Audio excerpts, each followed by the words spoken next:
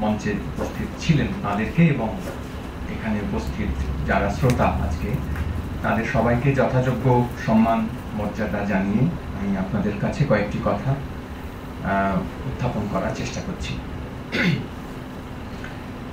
গৌরাঙ্গ আমাকে আসলে গোরা বলে বলে এমন অভ্যাস হয়ে আছে, ফলে গৌরাঙ্গ বলে আমার নিজেরই কানে একটা কেমন লাগলো।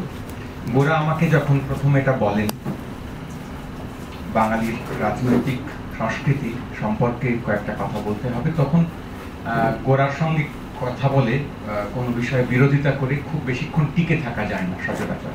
ফলে আমি খুব মৃদু দু একবার চেষ্টা করে হাল ছাড়ি। আমি বলতে যেটা চেয়েছিলাম সেটা হচ্ছে যে এই বিষয়ে কথা বলার খুব অথরিটি যাকে বলে সেটা আমার নেই। মানে যারা এই বিষয়ে গভীরভাবে পর্যবেক্ষণ করেছেন, চর্চা করেন, একটা ঐতিহাসিক কাল পরম্পরার মধ্যে ফেলে রেখে যারা এই গোটা ব্যাপারটাকে দেখেন, পড়েন, তেমন লোক আমি নই। আমার এই বিষয়ে যা দু একটি কথা সামান্য পড়া বা ভাবা সেগুলো খুবই অগোছালো, এলোমেলো, কিন্তু সেটা বলার সুযোগ সবসময় পাওয়া যায় না, বিশেষ করে গোড়ার ক্ষেত্রে। তারপরে আমি বাধ্যতই রাজি হই। আমি এখন যে কথাগুলো আপনাদের সামনে বলবো সেটাও খানিকটা এরকম অগোছালো, এলোমেলোই হবে। খুব কম্প্রিহেন্সিভ যাকে বলে, পূর্ণাঙ্গ চেহারার আবহমান কাল। বাঙালির রাজনৈতিক সংস্কৃতির তো কোনো কালপর্ব বলা নেই শিরোনামে। তো যদি কেউ ভাবেন যে যবে থেকে বাঙালি এই বিশেষ বর্গটির অস্তিত্ব আছে তবে থেকেই আমরা কার্যত বাঙালির রাজনৈতিক সংস্কৃতির একটা ধারাবাহিক বা ইতিহাসসম্মত পর্ব, পর্বান্তর তাই নিয়ে কথা বলবো, তা কিন্তু আসলে আমরা বলতে পারবো না। এই প্রায় 1000 বছরের বিস্তৃত যে ইতিহাস, তাতে নানা সময়ে বাঙালির রাজনীতির বোধ, অংশগ্রহণ, পরীক্ষা নিরীক্ষা এবং তার থেকে নতুন আরো সিদ্ধান্তে পৌঁছানো, নতুন সংস্কৃতির জন্ম দেওয়া, সেসব খুবই জরুরি কিন্তু খুবই ব্যাপক, বিরাট এবং গভীর আলোচনার বিষয়। আমার কথা মূলত আমি খানিকটা গুটিয়ে রাখবো খুব সংক্ষিপ্ত কতগুলো ছোট ছোট পর্বে, ছোট ছোট মুহূর্তে, এবং যে কথাগুলো বিশ্বনাথ বাবু একটু আগে উল্লেখ করছিলেন তারও দুই একটি প্রসঙ্গ হয়তো আমার কথায় এসে যাবে একটা দুটো। পলিটিক্যাল কালচার, এইটা যদি রাজনৈতিক সংস্কৃতির ইংরেজি হয় তো সেসব নিয়ে বেশ কিছু বইপত্র আছে। বাংলায় খুব লেখাপত্র তাই নিয়ে বিস্তারিত হয়েছে তা নয়, শুরু করেছেন হয়তো কেউ কেউ, কিন্তু খুব গভীর আলোচনা, গবেষণামূলক আলোচনা সেইটা তেমন বাংলায় এখনো চোখে পড়ে না। তো বিলিতি লোকেরা তারা মাঝে মাঝে এমনকি আমাদের দেশ নিয়েও, এমনকি পশ্চিমবাংলার প্রসঙ্গ নিয়েও দু চারটে মন্তব্য করে থাকেন। তো এমন একটা বইয়ের কথা আপনাদের কাছে উত্থাপন করব এখন। নাম বলবো আর একটা প্রবন্ধের কথা শুধুমাত্র বলবো, তাতে ভারতবর্ষ নিয়ে একটি প্রবন্ধের প্রসঙ্গ আছে, প্রবন্ধ আছে আর কি। বইটির নাম বেশ খটোমটো বই, অনেকগুলো প্রবন্ধের সংকলন, আসলে একটা সম্পাদিত বই। বইয়ের নাম হচ্ছে political culture and political development, এটা হচ্ছে শিরোনাম। সম্পাদনা করেছেন লুসিয়ান পাই এবং সিডনি বার্বার। এতে বেশ 10-12টা লেখা আছে, বিভিন্ন দেশ, একটা চমৎকার মুখবন্ধ আছে, ইন্ট্রোডাকশন, পলিটিক্যাল কালচার কাকে বলে, পলিটিক্যাল ডেভেলপমেন্টের সঙ্গে তার কি সম্পর্ক, এসব নিয়ে খানিক বিস্তারিত আলোচনা। আর তারপরে এক একটি দেশ নিয়ে এক একজন লেখক লিখেছে। টার্কি নিয়ে লেখা আছে, চমৎকার। টার্কি নিয়ে যে লেখাটি ওই বইয়ের মধ্যে আছে তার শিরোনামটি খুবই চমৎকার, আমাদের কথার কাজে একবার আমরা ব্যবহার করব সম্ভবত। মডার্নিটি অফ ট্র্যাডিশন, এটি হচ্ছে টার্কি প্রসঙ্গে, টার্কি পলিটিক্যাল কালচার এই প্রসঙ্গে কথা বলতে গিয়ে ব্যবহার করেছি। Modernity of culture, modernity of tradition, তো বুঝতে পারা যাচ্ছে এই নামের মধ্যে ট্র্যাডিশন শব্দটার যে পুরনো ভাবনা, ধারণা, তাকে মডার্নিটির সঙ্গে খানিকটা জুড়ে দিয়ে ট্র্যাডিশনও কি করে মডার্নিটির অংশ হয়ে উঠতে পারে বা মডার্নিটির কম্পোজিশনে ট্র্যাডিশনের কি ভূমিকা থাকতে পারে সেসব কথাবার্তা খানিক সে প্রবন্ধে এসছে। তো ওই বইয়ের মধ্যেই ভারতবর্ষ সম্পর্কে যে লেখাটি আছে, আরো অনেক দেশ ছাড়াও জাপান আছে, টার্কি আছে, ইংল্যান্ড আছে, ইটালি আছে। ভারত নিয়ে লেখাটি লিখেছেন যে ভদ্রলোক, মিরিয়ান ওয়েইনার ভদ্রলোকের নাম, উচ্চারণটা আমি ভুলও করে থাকতে পারি, আমার আড়ষ্ট জিভে যতদূর সম্ভব এই উচ্চারণ করছি, এবং সেই লেখাটার নাম হচ্ছে ইন্ডিয়া টু পলিটিক্যাল কালচারস। দুটো রাজনৈতিক সংস্কৃতির সহাবস্থান ভারতবর্ষে আছে বলে প্রবন্ধকার সেই লেখার মধ্যে দাবি করছে।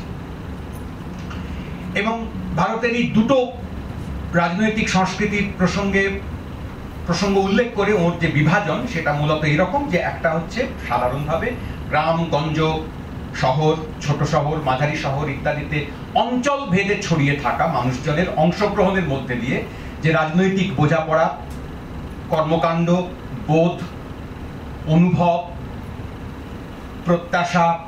প্রত্যাশাকে সামনে রেখে আন্দোলন সংগঠিত করা ইত্যাদি একটা অংশ। আর একটা অংশ উনি সরাসরি বলছেন দিল্লি, অর্থাৎ সোজা কথায় কেন্দ্রীয়ভাবে গোটা দেশের রাজনৈতিক সংস্কৃতি সেটা আলাদা। সেখানে কারা থাকেন না, সেটা মূলত চলে ইন্টেলিজেন্সিয়া দ্বারা, যারা লেখাপড়া জানেন, একটু বিলেত ফিলেত ঘুরে এসেছেন সম্ভবত, বা না ঘুরে আসলেও প্রচুর ইংরেজি বইপত্র পড়েছেন, এবং গোটা দেশের সামগ্রিক ভবিষ্যৎ স্থির করেন, দেশকে পৃথিবীর সামনে উপস্থিত করার চেষ্টা করেন, তার ইমেজ তৈরি করেন, নিয়ম নীতি তৈরি করেন, পলিসি মেকার্স যারা। তো সেটা একটা স্বতন্ত্র পলিটিক্যাল কালচার। সোজা কথায় উনি দুটো ভাগ করে দাঁড় করাতে চেষ্টা করছেন, যে একটা এলিট পলিটিক্যাল কালচার, একটা mass political culture. Political culture of the masses আর political culture of the elite. এইটুকু মাত্র আমি ওই প্রবন্ধের থেকে ঋণ আপাতত গ্রহণ করছি, যে গোটা ভারতবর্ষ সম্পর্কে এই যে দুটো প্রধান পলিটিক্যাল কালচারের ডিভিশনের কথা, ভাগাভাগির কথা উনি উল্লেখ করছেন, সেইটাকে খানিকটা বাংলার রাজনৈতিক সংস্কৃতির ক্ষেত্রেও অংশত বা স্ট্রাকচারটা অন্ততপক্ষে কাঠামোটা খানিকটা ব্যবহার করা সম্ভব। বাংলাতেও একরকম ভাবে বাঙালির রাজনৈতিক সংস্কৃতির যে পুরো কাঠামো, তাতে এরকম দুটো অ্যাপারেন্টলি এলিট এবং মাস, এই কথা দুটো নিয়ে নানা রকম আপত্তি থাকতে পারে, আমার নিজেরও আছে, রাজনৈতিক আপত্তি আছে, কিন্তু সেগুলো নিয়ে আপাতত আমরা যদি আপত্তি মুলতবি রাখি, মোটামুটি ভাবে বলতে পারি এভাবে যে একটা কেন্দ্রগতভাবে রাজধানী সাপেক্ষে, রাজধানীতে বসে থেকে রাজধানীর সমস্ত ক্ষমতা কেন্দ্রকে ব্যবহার করে তার প্রধান আধিপত্যওয়ালা বয়ানকে নিয়ন্ত্রণ করে এক ধরনের রাজনীতির কাঠামো তৈরি হওয়া, আর একরকম রাজনীতি সাধারণভাবে মাঠে ময়দানে রাস্তায় লোকাল বডিজে, কখনো লোকাল প্রশাসন যাকে বলে, আঞ্চলিক প্রশাসন, সেখানে কোনো বিশেষ দাবি আদায়ে স্কুল বাড়ি তৈরি করতে হবে, টয়লেট সংস্কার করতে হবে, কলেজ বিল্ডিং এ রং করাতে হবে, বিডিও অফিসে কোনো একটা সার্টিফিকেট পাওয়া যাচ্ছে না, তার জন্য একটা হত্যে দিয়ে পড়ে থাকতে হবে, দাবি জানাতে হবে, একটা ছোট খাল খুঁড়তে হবে, টিউবওয়েল বসাতে হবে, এটসেট্রা, এই সমস্ত যাকে বলে, সেই সব নিয়ে ছোট ছোট এজিটেশন।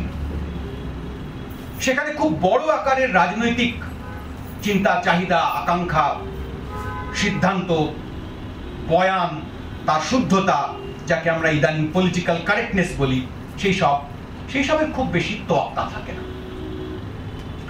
এই রাজনৈতিক সংস্কৃতি, এটাও একটা রাজনৈতিক সংস্কৃতি, আমার বাঙালিরই রাজনৈতিক সংস্কৃতি।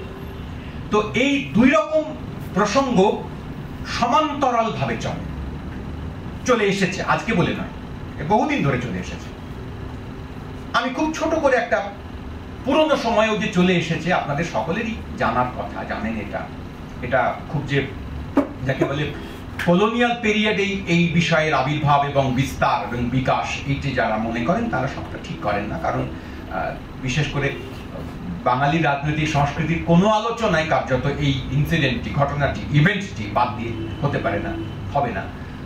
চৈতন্যদেবের সময়কালে তাকে কেন্দ্রে রেখে, তাকে সামনে রেখে যে ক্ষমতাতন্ত্রের বিরোধিতা, ক্ষমতার ভাষার বিরোধিতা, এক ধরনের আধিপত্যের বিরোধিতা, চিন্তার স্বাধীনতার পক্ষে, চিন্তার স্বাতন্ত্র্যের অধিকারের পক্ষে একরকম করে ভাষা প্রয়োগ করা, শব্দ প্রয়োগ করা এবং তার জন্য জমায়েত হওয়া, অ্যাসেম্বলি করা, সেইটার কাজ লিখিতভাবে রেজিস্টার্ড হয়ে আছে, রেকর্ডেড হয়ে আছে, ডকুমেন্টেড হয়ে আছে। তার আগেও হয়ে থাকতে পারে, নিশ্চয়ই কিছু কিছু হয়েওছে কখনো কখনো, কিন্তু ডকুমেন্টেড এই কাজ চৈতন্যদেবের কথা আমাদের স্মরণ করতেই হবে, মনে রাখতেই হবে। যেখানে শহরের বৈষ্ণব মতাবলম্বী যারা, তাদের ধর্মাচরণের অধিকার এবং তাদের ধর্মাচরণের ক্ষেত্রে যে সমস্ত ক্রিয়াকাণ্ড আছে, কর্মকাণ্ড আছে, কাজ আছে, সেসবের অধিকার প্রতিষ্ঠা করার লক্ষ্যে তাদের ওই জড়ো হওয়া, জোট হওয়া, যে কারণে কেউ কেউ মনে করে থাকেন সম্ভবত বাঙালির প্রথম জানা মিছিল, তার আগের কথা আমরা জানি না, ডকুমেন্টেড নেই, এ পর্যন্ত বলতে পারি, ছিলই না বলা খুব মুশকিল, কিন্তু ডকুমেন্টেড প্রথম মিছিল, সংগঠিত মিছিল, তার আয়োজক হিসেবে চৈতন্যদেবের কথা অনেকে মনে করেন। সেইটা তার পরের বড় অংশ, কয়েকশো বছরের যে ইতিহাস, তাতে সেই রকম সংগঠিত উদ্যোগে একজনের নেতৃত্বে হতে পারে, একটা গোষ্ঠীর নেতৃত্বে হতে পারে, ক্ষমতা সম্পর্কে স্পর্ধার কথা বলা, ক্ষমতাকে প্রত্যাখ্যান করা, তেমন কোনো নজির যাকে বলে ডকুমেন্টেড নজির খুব বেশি নেই কলোনিয়াল পিরিয়ডের আগে পর্যন্ত। ছোটখাটো কিছু কিছু বিদ্রোহের কথা আছে, রাজার বিরুদ্ধে, শাসকের বিরুদ্ধে ক্ষোভের কথা আছে, ক্ষোভ জমাট বাঁধার প্রসঙ্গ আছে, সেগুলো হঠাৎ করে আছড়ে পড়ার প্রসঙ্গ আছে, কিন্তু সচেতনভাবে একটা এজিটেশনকে, একটা বিক্ষোভকে, একটা আপত্তিকে, একটা ক্রোধকে, একটা অপ্রাপ্তিকে এক জায়গায় সংগঠিত করার প্রচেষ্টা, সেইটার জন্য আধুনিক সময় যে চেহারায় আমরা তাকে দেখি, আমাদের অপেক্ষা করতে হয়েছে আরো অন্তত পক্ষে ২-২৫০ বছর, ১৮ শতক এবং ১৯ শতক তো বটে।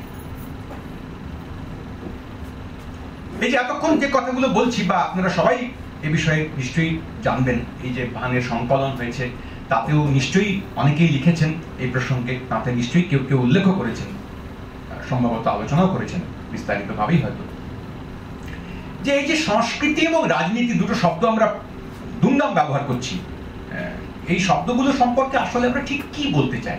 খুব ছোটবেলায় আমাদেরকে বলা হতো, অনেকেই বলতেন রাজনীতি কথাটার মানে কি, একেবারে বাল্যকালই বলা যায় বা সত্য কিশোর কাল, তখন মজা করে বলা হতো রাজনীতি আসলে রাজার নীতি এরকমটা নয়, নীতির রাজা। তো পরে আমি বুঝে দেখেছি যে এটা একটা বাগাড়ম্বরই বটে।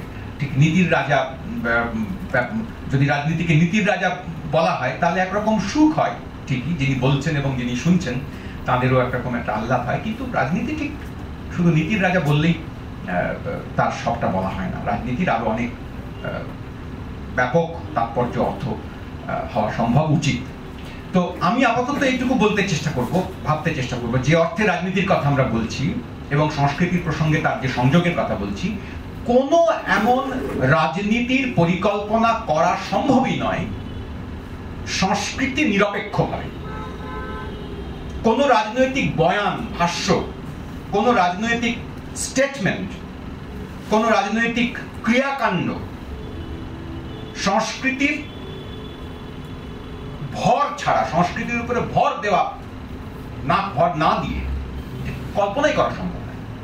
বলছি কেন?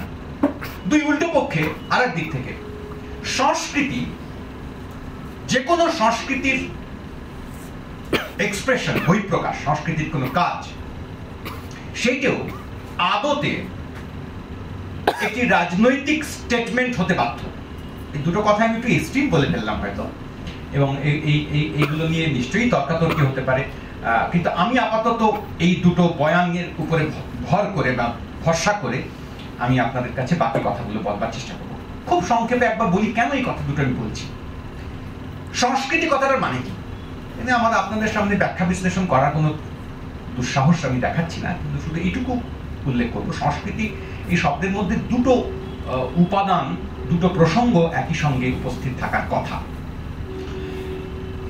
একটা হচ্ছে সংস্কার, ট্র্যাডিশন অর্থে। সংস্কার শব্দটা আমরা দুটো অর্থে সচরাচর ব্যবহার করে থাকি। একটা অর্থ হচ্ছে সচরাচর, আরো অন্যরকম প্রসঙ্গ হতে পারে, সচরাচর দুটো অর্থে ব্যবহার করে থাকি। এক সংস্কার হচ্ছে যে অর্থে আমরা কুসংস্কার, অর্থাৎ সোজা কথায় জ্ঞান, প্রথাগত, ঐতিহ্যগত, পূর্ব কোনো অভিজ্ঞতা লব্ধ জ্ঞান, এটা আমার পূর্ব সংস্কার। যেখান থেকে খানিকটা এই ঐতিহ্যগত, পূর্ব অভিজ্ঞতাগত, আমার নিজের না হোক আমার পিতৃপুরুষের, 14 পুরুষের, গোষ্ঠীর, জ্ঞাতির লব্ধ জ্ঞানের ভিত্তিতে আমার কোনো একটা আচরণ, তাকেও আমি সংস্কারই বলি। যে এটা কেন করছে, এটা আমার সংস্কার, বাপ ঠাকুরদা করেছেন, তাই বিনা প্রশ্নেই করছি। এটা সংস্কারের একটা মানে। দ্বিতীয় একটা সংস্কারের মানে আছে যেটা খুবই জরুরি, সেটা হচ্ছে এই যে অর্থটা আমরা ব্যবহার করি, ধরুন আমরা বলি যখন যে বাড়িটা ভেঙে পড়ছে একটু সংস্কার করতে হবে, সারানো, মেরামত করা, সাজিয়ে গুছিয়ে তোলা, ঘষা মাজা করা। তো সংস্কার কথাটার এই দুটো আসপেক্ট, একটা ঐতিহ্যগত জ্ঞান অর্থে যা বিনা প্রশ্নে আমি মেনে চলি, নতুন করে আর তাকে পরীক্ষা করার চেষ্টা করি না, যা আমি প্রাপ্ত জ্ঞান আকারে ব্যবহার করি, আর দুই মাজা ঘষা করা নিরন্তর। এই দুটো কম্পোনেন্টই, দুটো প্রসঙ্গই সংস্কৃতির মধ্যে উপস্থিত থাকে। যে কোনো অঞ্চলের মানুষের সংস্কৃতি একটা গোষ্ঠীর সেই অঞ্চলের ভূগোলের সঙ্গে এবং সেই অঞ্চলের প্রকৃতির সঙ্গে সংঘাতে, যোগাযোগে, আশপাশের লোকের সঙ্গে প্রতিনিয়ত নানান দ্বান্দ্বিক সম্পর্কে, নানান বিরোধমূলক সম্পর্কে, নানান সহাবস্থানের সম্পর্কের মধ্যে দিয়ে এই একদল লোকের বেঁচে থাকা, সেইটা আসলে নির্ধারিত হয় এই দুটি প্রসঙ্গে।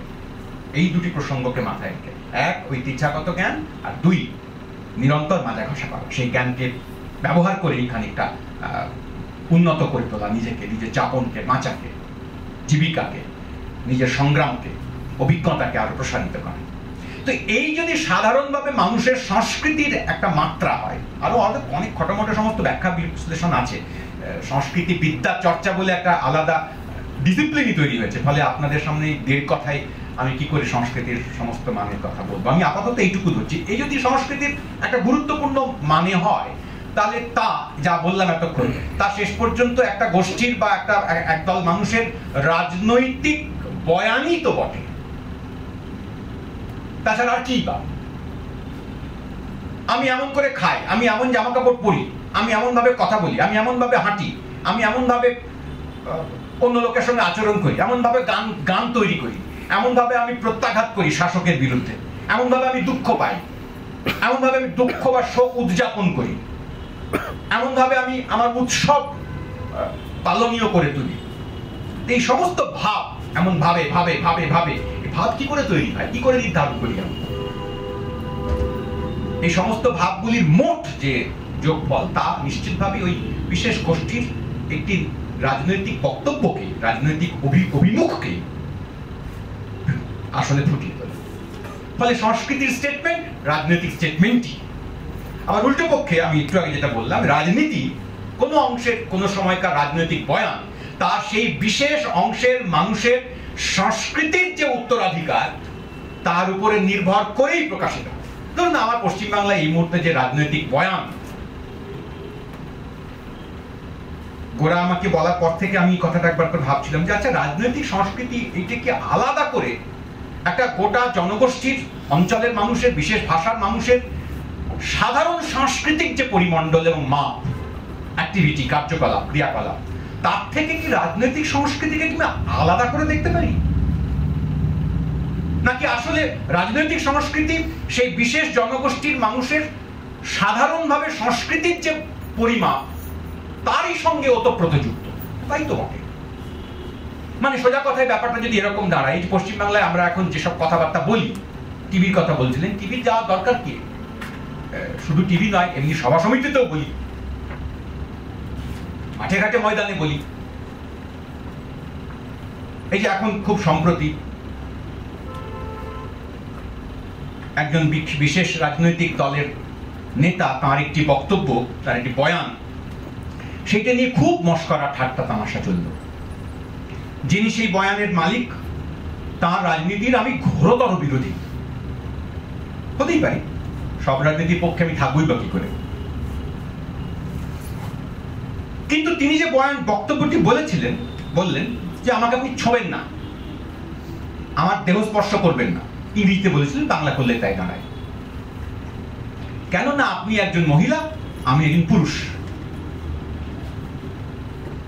এবং তারপরে সেই বয়ানটি যদি ধরেও নেওয়া যাবে যে সেইটা আসলে একটি কৌশল মাত্র, এটা কোনো অনেস্ট, সৎ একটা বয়ান নয়, এটা কেবলমাত্র একটি কুশলী সিদ্ধান্ত ওই মুহূর্তটিকে ব্যবহার করবার জন্য। ওই মুহূর্তটিতে আমি আক্রান্ত, একজন রাজনৈতিক বিরোধী নেতা হিসেবে আমি আক্রান্ত আপনার সরকারের পুলিশের দ্বারা, আমি অসম্মানিত, এইটাই কেবল প্রতিষ্ঠা করতে চাই কৌশলে, তাই এই বয়ানটি ব্যবহার করলাম। যদি এমন হয়েও থাকে, ধরে নিলাম তাই, তাহলেও এই বয়ানটির একটি নির্দিষ্ট রাজনৈতিক মাত্রা আছে, একটি সাংস্কৃতিক মাত্রাও আছে। কিন্তু মজা হলো এই, সেই বয়ানটিকে ব্যবহার করার পরে উল্টো পক্ষে শাসক পক্ষ মুখ্যত, এবং দুর্ভাগ্যবশত শাসক পক্ষ নন এমন কোন পক্ষ, তারা ওই বয়ানটিকে নিয়ে মস্করা করা শুরু করলেন। শুধু মস্করা করা শুরু করলেন নয়, বক্তার সেক্সুয়াল ওরিয়েন্টেশন কি হতে পারে, হলে তা কেন হাস্যকর, হলে তা কেন আপত্তিকর, হলে তা কেন শেষ পর্যন্ত উপহাস করার যোগ্য, এই নিয়ে কতগুলো পরের ধাপে চলে গেল।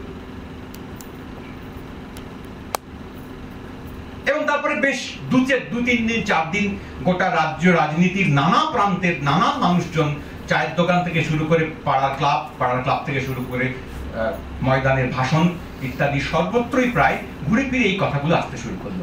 এবং অনেক পুরনো কালের একটি বিখ্যাত বাংলা সিনেমায় ব্যবহৃত ডায়ালগ, সেইটাকে কার্যত স্মরণ করিয়ে নতুন করে এই বক্তব্যটিকে, এই বয়ানটিকে আরেকবার পড়বার সুযোগ করে দেওয়া হলো।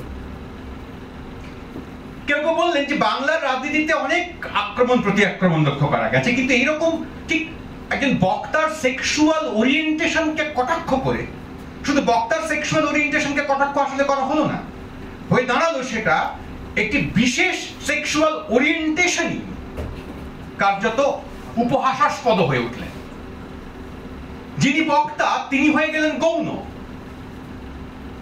তার পরিবর্তে সেই বক্তাকে ব্যবহার করেই তাকে খানিকটা খাটো করাবার জন্যই, হেয় করবার জন্যই, আবার আমি বলছি, যে বক্তার বয়ান, সেই বক্তার সমস্ত রাজনৈতিক সিদ্ধান্তকে আমি সন্দেহ করতে চাই। আমি তার সমস্ত বয়ানকেই মনে করি আপত্তিযোগ্য। রাজনীতির ক্ষেত্রে যে বয়ান তারা এবং তিনি উপস্থাপন করেন তীব্রভাবে মনে করি। কিন্তু তবুও আমি বলছি যে এইটা ব্যবহার করার পরে শেষ পর্যন্ত যেটা দাঁড়ালো সেটা হচ্ছে এই, যে একটি বিশেষ লিঙ্গ পরিচয়ের প্রসঙ্গটি আসলে উপহাসের মুখোমুখি এসে দাঁড়ালো। এবং এখানে শেষ পর্যন্ত কোনো ডান বাম মধ্য মেজ সেজ উপর নিচ কিছু তফাৎ রইল না। কোথাও একটা আমার ভেতরে সোসাইটির সমস্যা, মানে কি বলবো, আধিপত্যকারী বয়ান হিসেবে সমাজে যেন এতদিন পর্যন্ত এটা ঢেকে চেপে রাখা ছিল, একটা সুযোগ পাওয়া মাত্র ছিটকে বিস্ফোরণের মতো প্রায় বেরোল, এবং কোনো ভেদাভেদ রইল না এখানে প্রায়।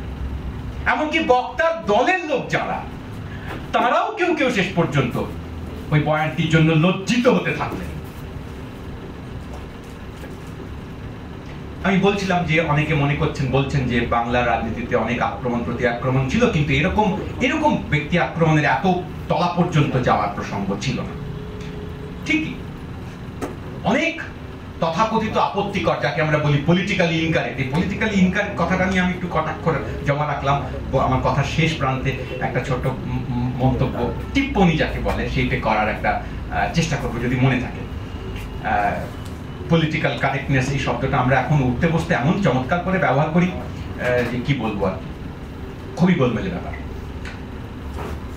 অনেক পলিটিক্যালি ইনকারেক্ট কথাও পলিটিক্যাল পার্টিজ যারা, তাদের নেতা বা সামনের সারির লোকেরা বলে থাকেন, বলেছেন, অতীতেও বলেছেন, এখনো বলেন। তাই নিয়ে কিছুদিন কথাবার্তা হয়, শোরগোল হয়। তথাকথিত নাগরিক সমাজ কিছু কথাবার্তা বলেন, খানিক ভিজিল্যান্টি যাকে বলে তার মতো একটা ভূমিকা পালন করেন। তারপর আমরা আস্তে আস্তে ভুলে যাই, আমরা নতুন পলিটিক্যালি ইনকারেক্ট কথায় আবার আমরা গিয়ে পৌঁছাই। কিন্তু এটা একটা ধারা ক্রমাগত থাকি, এতে কোনো অস্বাভাবিকত্ব খুব আমি বলছি মানে খুব নতুন কিছু তা আমি বলছি না। কিন্তু যেটা আমি বলতে চেষ্টা করছি, বাঙালি যে বাংলার রাজনীতিতে যে বিশেষ পলিটিক্যাল কালচার গত 2-2.5 দশকে ধীরে ধীরে বাড়তে গত 1 দশকে প্রায় তুঙ্গ মুহূর্ত স্পর্শ করে ফেলেছে, তুঙ্গ আকাশ স্পর্শ করে ফেলেছে। সেটা হচ্ছে এই যে রাজনৈতিক যে কোনো বয়ানে, কোনো বয়ান উপস্থাপন করবার পরেই এক ধরনের হিংস্রতা, এক ধরনের তীব্র অ্যাগ্রেসিভ অ্যাটিটিউড, এবং তার সঙ্গে সঙ্গে এক ধরনের ঘৃণার বয়ানকে ব্যবহার করবার প্রবণতা, এইটা বাংলায় খুব বেশি দিনের পুরনো নয়। ঘৃণাকে ব্যবহার করে রাজনৈতিক একটা বয়ান বা ভাষ্য তৈরি করবার সংস্কৃতি, এবং যে কোনো প্রশ্নে খুব দ্রুত, আকস্মিক, তৎক্ষণাৎ এক ধরনের ক্ষোভ বা রাগ ইত্যাদির প্রকাশ ঘটানোর চেষ্টা। একটা খুব মজার প্রশ্ন এখানে আমি উল্লেখ করতে চাই, খুব হাম্বলি উল্লেখ করতে চাই। অনেক সময় এরকম কথা আমরা কেউ কেউ বলি বটে, সেই কারণেই এই কথাটা বলা দরকার। যে তখন হিংস্র আচরণকে, তীব্র অ্যাগ্রেসিভ আচরণকে অনেক রকম ভাবে দেখা যায়, দেখা উচিত বটে। খুব একরকম অ্যাক্টের ভাবে একে বিচার করার কোনো প্রশ্ন নেই নিশ্চিতভাবে। ফরাসি বিপ্লবের সময় বা পৃথিবীর যে কোনো বিপ্লবের সময় যে ধরনের আচরণ বা যে ধরনের রাজনৈতিক সংস্কৃতি লক্ষ্য করা গেছে, সেগুলো সবসময় খুব যে অহিংস ধরনের ছিল তা তো নিশ্চিতভাবে নয়, কোনো সন্দেহ নেই। বা উল্টো পক্ষে যখন খুব অপারেশন, খুব সামনে অস্ত্র ঝনঝন করে বাজছে এরকম হয়তো নয়, কিন্তু তলায় তলায় দীর্ঘ সময় ধরে এক ধরনের খুব খুব কোল্ড সাইলেন্ট ভায়োলেন্স দীর্ঘ সময় ধরে শাসক চালিয়েছেন, এরকমও নজির অতীতে অনেকই আছে, কোনো সন্দেহ নেই। কিন্তু প্রশ্ন হচ্ছে এই, যখন আমরা এই হিংস্রতাকে বা এই প্রচন্ড তীব্র ক্রোধের প্রকাশকে জাস্টিফাই করার চেষ্টা করি, তখন একটা নতুন, যাকে বলে ইংরেজিতে প্রবলেম্যাটিক, একটা সংকট এসে উপস্থিত হয়। যেমন ধরুন, যদি বলা হয় নাজির অত্যাচারের যে বিশেষ ধরন বা বয়ান ছিল, ঘটনাগুলো ছিল, তাকে যদি কেউ নিশ্চয়ই করতেন একদল লোক, এখনো কেউ কেউ গোপনে আড়ালে করেন, যে ওটা করা উচিতই ছিল, বেশ করেছি, করতেই তো হবে, ওটা থেকে মারাই উচিত, অমনি ভাবেই মারা উচিত। পৃথিবীতে দুর্বল, প্রান্তীয় এবং আমাদের সভ্যতা এবং আমাদের যে দর্প, আমাদের যে শ্রেষ্ঠত্ব, তার সম্পর্কে যারা যারা থ্রেট আকারে থাকবে তাদেরকে পিষেই মারতে হবে ছাপ পোকার মতো। এরকম কেউ কেউ নিশ্চয়ই মনে করেছেন, এক সময় বলেওছেন, তো তার তো রেকর্ডও আছে, এবং তার জন্য খুব লজ্জা পেয়েছেন, তাও নয়। কিন্তু এখন প্রকাশ্যে অন্তত পক্ষে কেউ কথা বলতে সাহস করেন না, যে না এটা এটা এটা ভাবি বটে, মনে মনে অনেকেই ভাবেন, কিন্তু বলেন না অন্তত পক্ষে। সেইটুকু একটা যদি অগ্রগতি বলি তাহলে অগ্রগতি হয়েছে। কিন্তু মুশকিল হচ্ছে যে এইবার একটা খুব সাটল, খুব সূক্ষ্ম পদ্ধতিতে যদি এই আমাদের যে কোনো আচরণের হিংস্রতা, বয়ানের হিংস্রতা, ক্রোধের তীব্র খুব প্রায় আদিম প্রকাশ, সেইটাকে উপস্থিত করতে গিয়ে যদি কেউ এটা বলেন, যদি কেউ দাবি করেন যে এটা আসলে জাস্টিফাইড অ্যাঙ্গার, যদি কেউ বলেন লেজিটিমেট অ্যাঙ্গার, ন্যায়সঙ্গত, ন্যায্য ক্রোধ, এবং সেই ন্যায্যতা বা ন্যায়ের হিসেব তৈরি করবার জন্য তিনি কোন কোন পূর্ব ঘটনার কথা উল্লেখ করেন, তখন এটা বিপদ হয়ে গেল। রাখবো না, আমি তো রেগেই যাবো। জানো তুমি কি হয়েছিল? ক খ গ ঘ ঙ, তাই রাগ করেছি। আমার ক্রোধের একটা ন্যায্যতা আছে, ফলে এটা আর পাঁচটা যে কোনো ক্রোধের মতন নয়। হঠাৎ চন্ডালি রাগ হয়ে গেল, হঠাৎ করে চড় মেরে দিলাম বা গায়ে থুতু ফেলে দিলাম, না, এরকম নয়। ওটা খারাপ রাগ। আমার রাগটা ভালো রাগ। কেন? কারণ আমার একটা ন্যায্য রাগ। এই যে ন্যায়সঙ্গত বা ন্যায্য, লেজিটিমেট ক্রোধের একটা একটা একটা ধরন, স্পেসিফিক ধরনের কথা উত্থাপন যদি করা হয়, তখন এই কূট তৈরি হয় যে এই ন্যায্যতাটি স্থির করছেন কে, কার দৃষ্টিতে ন্যায্যতা? যিনি ক্রুদ্ধ, সবসময় তার চোখে, তার নিজের চোখে তার ক্রোধ ন্যায্যই। আমি এটা অন্যায্য ক্রোধ করছি এই বলে পৃথিবীতে কেউ ক্রোধ করে না। এই যে ক্রোধটা করছি এটা খুব খারাপ, আমার উচিত নয়, তবুও ক্রোধ করছি। এবং ক্রোধ করে তারপর তোমাকে একটা দুম করে তোমার বাড়ি ভাঙচুর করে দিলাম, ঘর জ্বালিয়ে দিয়ে চলে এলাম, কারণ আমার ন্যায্য ক্রোধ। কিন্তু আমি জ্বালাবার সময় মনে করছি আমার কিন্তু অন্যায্য ক্রোধ হচ্ছে। পৃথিবীতে কেউ মনে করে না। সমস্ত পক্ষ, নাজিরাও মনে করেছিল যে তাদের দৃষ্টিভঙ্গিতে তারাও ন্যায়সঙ্গতভাবেই ইহুদি হত্যা করেছে। যে কোনো দাঙ্গায় যারা হত্যাকারী তারা ন্যায়সঙ্গত কাজ করছেন বলেই মনে করেন।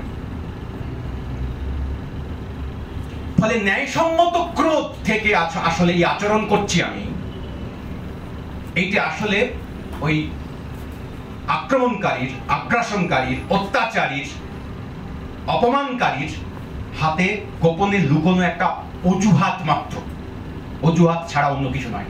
কোনো হিংসার ঘটনায় শেষ পর্যন্ত ন্যায্যতার দাবি করতে পারে না, কারণ ন্যায্যতার প্রসঙ্গ সবসময় অলওয়েজ যাকে বলে কোনো না কোনো বিশেষ পক্ষের, সাবজেক্টের, বিষয়ের পার্সপেক্টিভ থেকে বিবেচ্য। সকলের জন্য ন্যায়সঙ্গত এরকম কোনো ন্যায় পৃথিবীতে নেই। কিন্তু এই অস্ত্র যদি আমি ব্যবহার করতে থাকি তাহলে আসলে দেখা যাবে যে পৃথিবীতে সব ভায়োলেন্স জাস্টিফাই, সব রকম ভায়োলেন্স। তুমি আমার আত্মীয়কে দর্শন করেছো, তাই তোমার আমি মুন্ডু কেটে ফেললাম, ন্যায্য ক্রোধ। তুমি আমার 3 পুরুষ আগে আমার ঠাকুরদার বাড়ির কাউকে একটা প্রচন্ড অসম্মান করে এসেছিলে, সেই অসম্মান আমি এখনো বইছি, তাই তোমাকে ধর্ষণ করলাম, ন্যায্য ক্রোধ। কে ঠিক করবে কোনটা ন্যায্য কোনটা অন্যায্য? এখানে পূর্বপক্ষ বলবেন যুক্তি ঠিক করবে। যুক্তি কার পক্ষের যুক্তি? কে যুক্তির মানদণ্ড তৈরি করে? কে রাজনীতির প্রধান আধিপত্যকারী বয়ান তৈরি করে? ওই যে প্রবন্ধের কথা আমি প্রথমে উল্লেখ করছিলাম, রাজনীতির প্রধান ডিসকোর্স যাকে বলে, বয়ান যাকে বলে, এই নীতির মাপ যাকে বলে, তা স্থির করে কে? তার ভালো মন্দের সমস্ত সংজ্ঞা তৈরি করে কে? সব সময় তৈরি করে ক্ষমতাওয়ালা, যার হাতে ক্ষমতা সে তৈরি করে। সে যখন মারে তখন তার সমস্ত মার শেষ পর্যন্ত ন্যায্যতা হিসেবে নেমে আসে, আর যখন সে প্রত্যাখ্যাত হয়, যখন সে পাল্টা মার খেতে থাকে, তখন সমস্ত মার, সমস্ত আক্রমণ অন্যায্য, অশ্লীল বলে বিবেচিত হয়। আমাদের বাংলার রাজনৈতিক বয়ান সমূহে, ভাষায়, ভঙ্গিতে, আচরণে, ক্রিয়াকলাপে, বিভিন্ন রকম কি বলবো অনুষ্ঠান নির্বাচনে, কর্মকাণ্ড নির্বাচনে গত বেশ কিছুদিন, 1.5-2 দশক বলা যেতে পারে, ধীরে ধীরে বাড়তে বাড়তে গত, আবার বলছি, গত 1-1.5 দশকে এটা একটা তীব্র, খুবই তীব্র, উত্তুঙ্গ চেহারা শেষ পর্যন্ত নিয়েছে যে এই সক্রোধী ন্যায়সঙ্গত, এইটে আমাদের সমাজে খুব জোর করে প্রতিষ্ঠা করার একটা রেওয়াজ, একটা ঘটনা, একটা ধরন, এটা প্রতিষ্ঠা হয়ে গেছে। দ্বিতীয় আরেকটি কথা না বললেই নয়, সেটা হচ্ছে হেট্রেড, ঘৃণা। এগেইন আবার এই একই কথা বলবো, ঘৃণাকেও জাস্টিফাই করবার, ন্যায্য করে তুলবার এক ধরনের প্রক্রিয়া লক্ষ্য করা। ঘৃণা তো করবোই, ঘৃণা করবো না? তুই কি করেছিস আমার জানিস? আবার বলছি, কোন ঘৃণা ন্যায্য হতে পারে না। যারা মনে করেন ন্যায্য ঘৃণা আছে, তারা যেরকম জোরের সঙ্গে বলেন, আমি তাদের সমস্ত জোরকে অনার করে, সম্মান জানিয়ে দাবি করতে চাই। তারা যেমন কোন ঘৃণাকে ন্যায্য বলে দাবি করেন, তেমনি আমি একই রকম তীব্রতায় দাবি করতে চাই, ঘৃণা কোন অবস্থাতেই ন্যায্য হতে পারে না। ঘৃণা এই শব্দটির উপরে জোর দিয়ে বলছি, ঘৃণা একটি অন্যায্য ব্যাপার সব অবস্থায়, যদি তা কোনো না কোনো ব্যক্তির দিকে ধাবিত হয়। আমার আগের কথার সঙ্গে একটা লেজুর আমি জুড়ছি, শ্রেণী ঘৃণা ব্যতি রেখে আর সব ঘৃণা অন্যায্য। কেন শ্রেণী ঘৃণাকে বাদ দিচ্ছি? কারণ শ্রেণীর কোনো ব্যক্তি রূপ নাই। এই ঘৃণাতে শেষ পর্যন্ত কোনো ব্যক্তি আক্রান্ত হওয়ার কথা নয়, ব্যক্তি বিশেষ আক্রান্ত হওয়ার কথা নয়। একটা ব্যবস্থা, একটা শ্রেণীর সংজ্ঞা আমরা কেউ কেউ জানি, পুরনো সংজ্ঞা, তারপর নানা রকম আপডেট হয়েছে। শ্রেণীর সংজ্ঞার ভেতরেই লুকোনো আছে একটা মজার কথা, যে শ্রেণী তৈরি হবে না যদি না একজনের সম্পদ, একজনের অর্জন, একজনের অধিকার, একজনের নির্মাণ আর একটাকেও আত্মসাৎ করে নেয়। ওটা করলে তবে শ্রেণী হবে। তো ওই যে শ্রেণীর ভেতরেই আত্মসাতের প্রসঙ্গটুকু আছেই। সেই কারণেই শ্রেণী ঘৃণা ব্যতি রেখে আর অন্য সমস্ত ঘৃণা যা একজন ব্যক্তির দিকে ধাবিত হয় তা অন্যায্য হতে বাধ্য বলে আমি মনে করি। এখন আপনারা কেউ বলতেই পারেন, নিশ্চয়ই যারা এই কথা পরেও শুনবেন তারা কেউ কেন অনেকেই বলবেন যে তুমি মনে করো এটাতে কি আসে যায়, কার কি আসে যায়, তুমি কে হে? আমি কেই বটে, কিন্তু আমি এটুকুই বলবার চেষ্টা করবো যে আমি পৃথিবীতে কোটি কোটি কোটি কোটি লোকের মধ্যে একটা লোক, একটা ভয়েস, কিন্তু আমার মনে করারও একটা দাম আছে, গুরুত্ব আছে। যেমন আপনার আছে, আপনাদের আছে, অন্য সকলের আছে, তেমনি আমারও আছে। তা ক্ষুদ্র হতে পারে, সামান্য হতে পারে, খুবই তুচ্ছ হতে পারে, কিন্তু এটা আমার মনে হয় সময় সুযোগ পেলে, বিস্তারিত বলবার সুযোগ পেলে নিশ্চয়ই আমি কখনো এটা প্রতিষ্ঠা করার চেষ্টা করতে পারবো যে কেন সমস্ত ঘৃণাকে আমি অন্যায্য বলে মনে করি। ঘৃণা শেষ পর্যন্ত জাস্টিফাইড হওয়ার অর্থ হলো এই যে একবার যদি আপনি কোনো ঘৃণাকে জাস্টিফাই করা শুরু করেন তাহলে শেষ পর্যন্ত আপনাকে থামতে হবে সকলের সমস্ত ঘৃণাকে জাস্টিফাইড বলে মেনে নেওয়া, এছাড়া অন্য কোনো রাস্তা নেই। কারণ জাস্টিফিকেশন সবসময় ব্যক্তি কিংবা বিশেষ একটা গোষ্ঠী বা দল বা পক্ষ, একদল মানুষের ভঙ্গি সাপেক্ষ।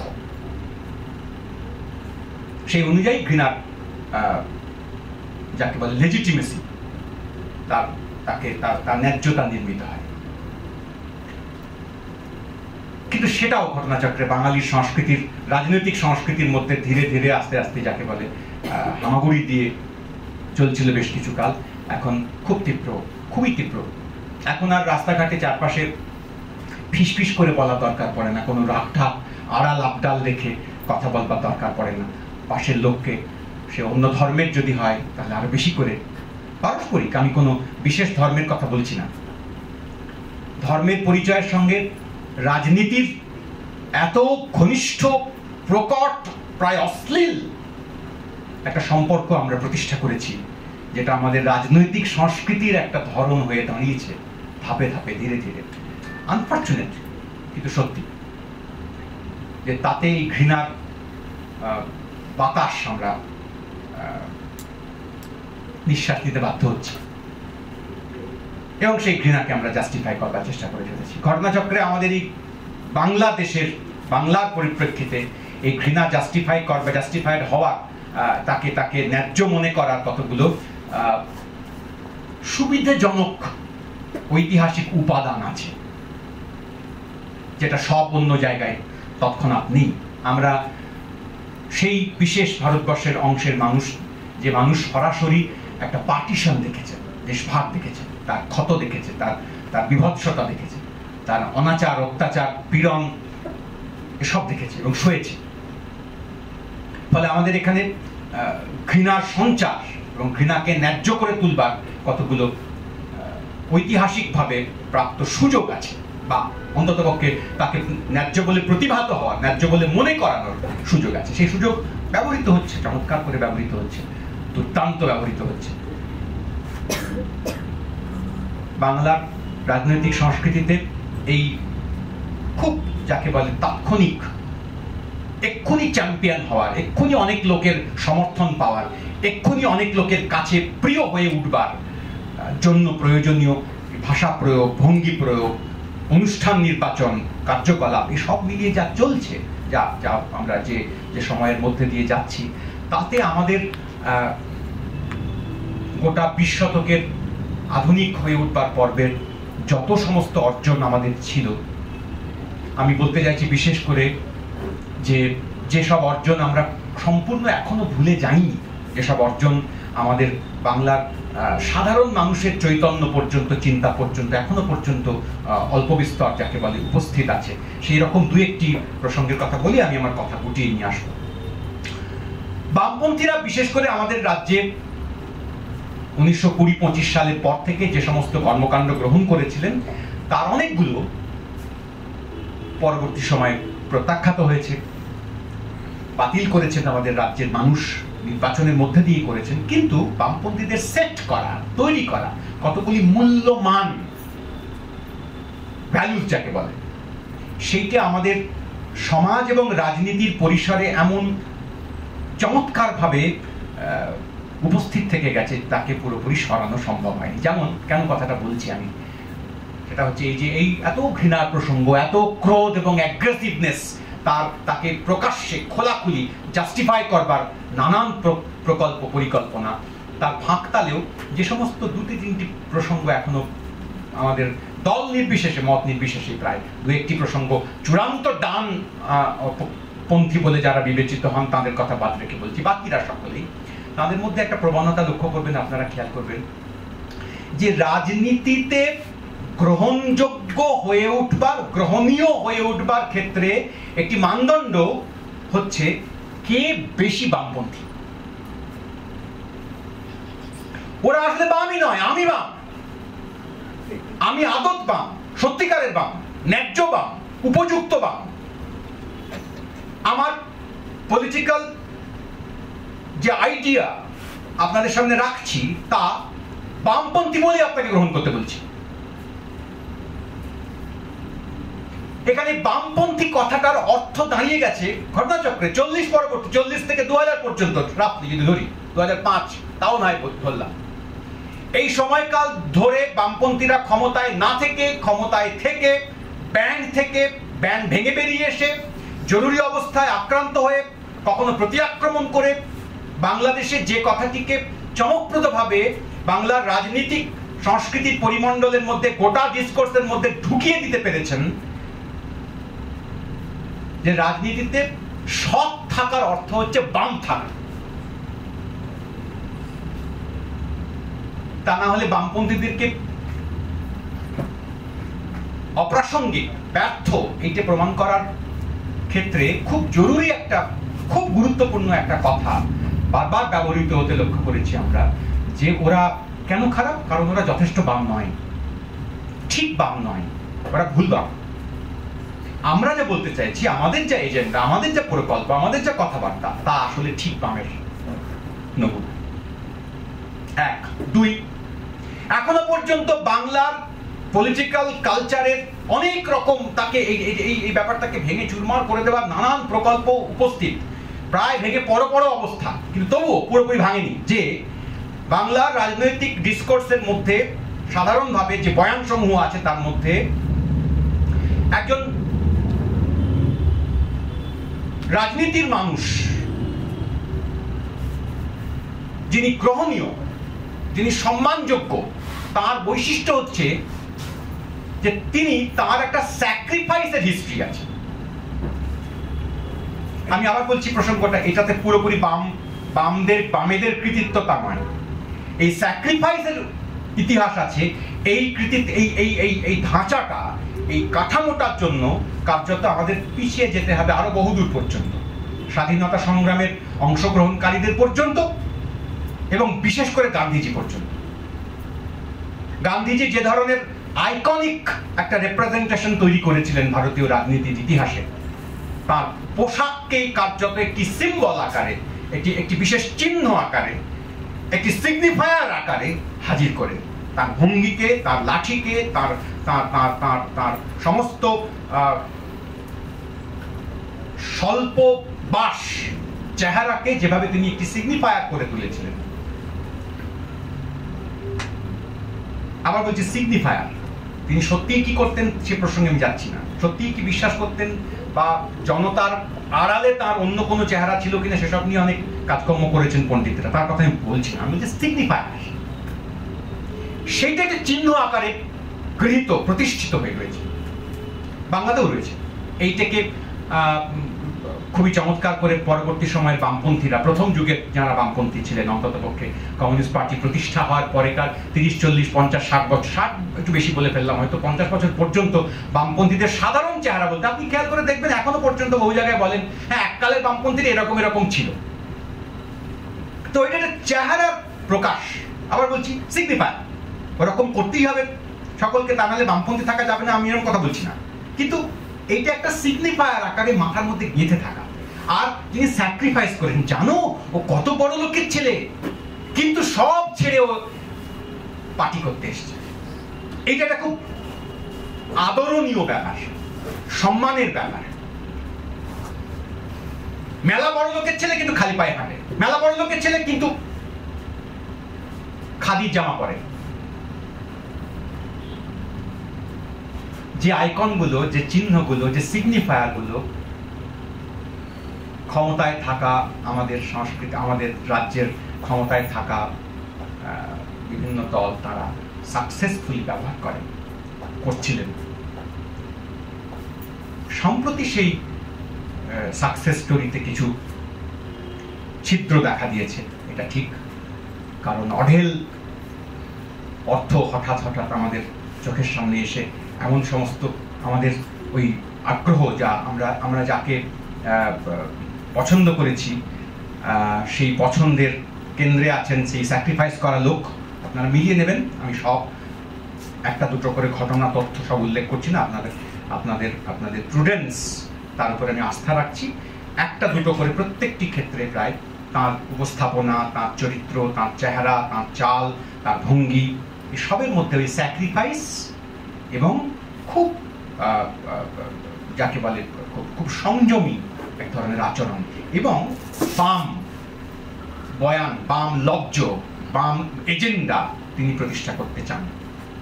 এইটি বামপন্থীদের এক ধরনের সাফল্যই বটে, যে বাংলার রাজনীতির ওই যে দুই রকম রাজনীতির ভাগাভাগির কথা বলছিলেন, যে ম্যাস পলিটিক্যাল কালচার, এলিট নয়, ম্যাস পলিটিক্যাল কালচার, তাতে এইটাই এখনো পর্যন্ত প্রধান এজেন্ডা, ডমিনেটিং ফিচার।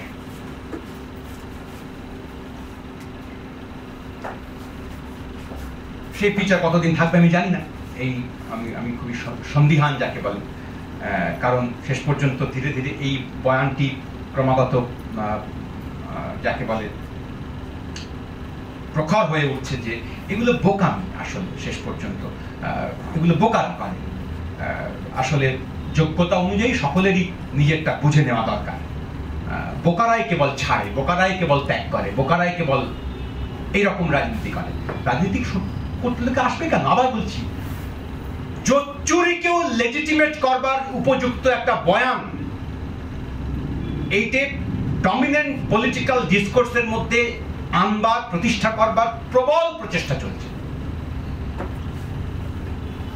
জোচ্চুরি করবো না, রাজনীতি করতে এসছি কি কারণে? খামোখা। কিন্তু আবার ঘুরে ফিরে আনতে হচ্ছে ওই রকম বয়ান, যে রাজনীতি করতে এসছি কারণ লোকের উপকার করতে চায়। গোটা ভারতবর্ষের ক্ষেত্রে এই বড় বড় রাজনীতিবিদরা সকলেই প্রায় কথা বলেন যে জনগণের সেবা করতে চায় বলে রাজনীতি করতে এসেছে।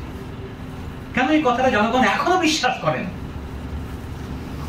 মাঝে মাঝে রাগে ফেটে পড়তে ইচ্ছে করে, এখনো বিশ্বাস করছিস তুই এই কথাটা? সেবা করতে এসছি, কি সেবার ছিরি, কি সেবার ধরন।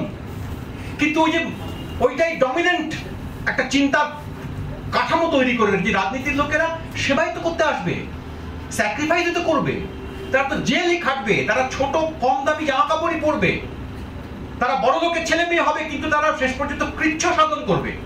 এই কৃচ্ছের প্রসঙ্গটির কথা আবার যদি কেউ এসে বলে, 10 বার দেখেছি ঠকেছি, মিথ্যা কথা বলেছে, 11তম বার যদি বলে, তাও ওটা আমি আমার চিন্তার মধ্যে, আমার রাজনীতির কাঠামোর মধ্যে এমন করে গেঁথে রেখে দিয়েছি, thanks to Gandhiji, thanks to বামপন্থীরা of the first age at list.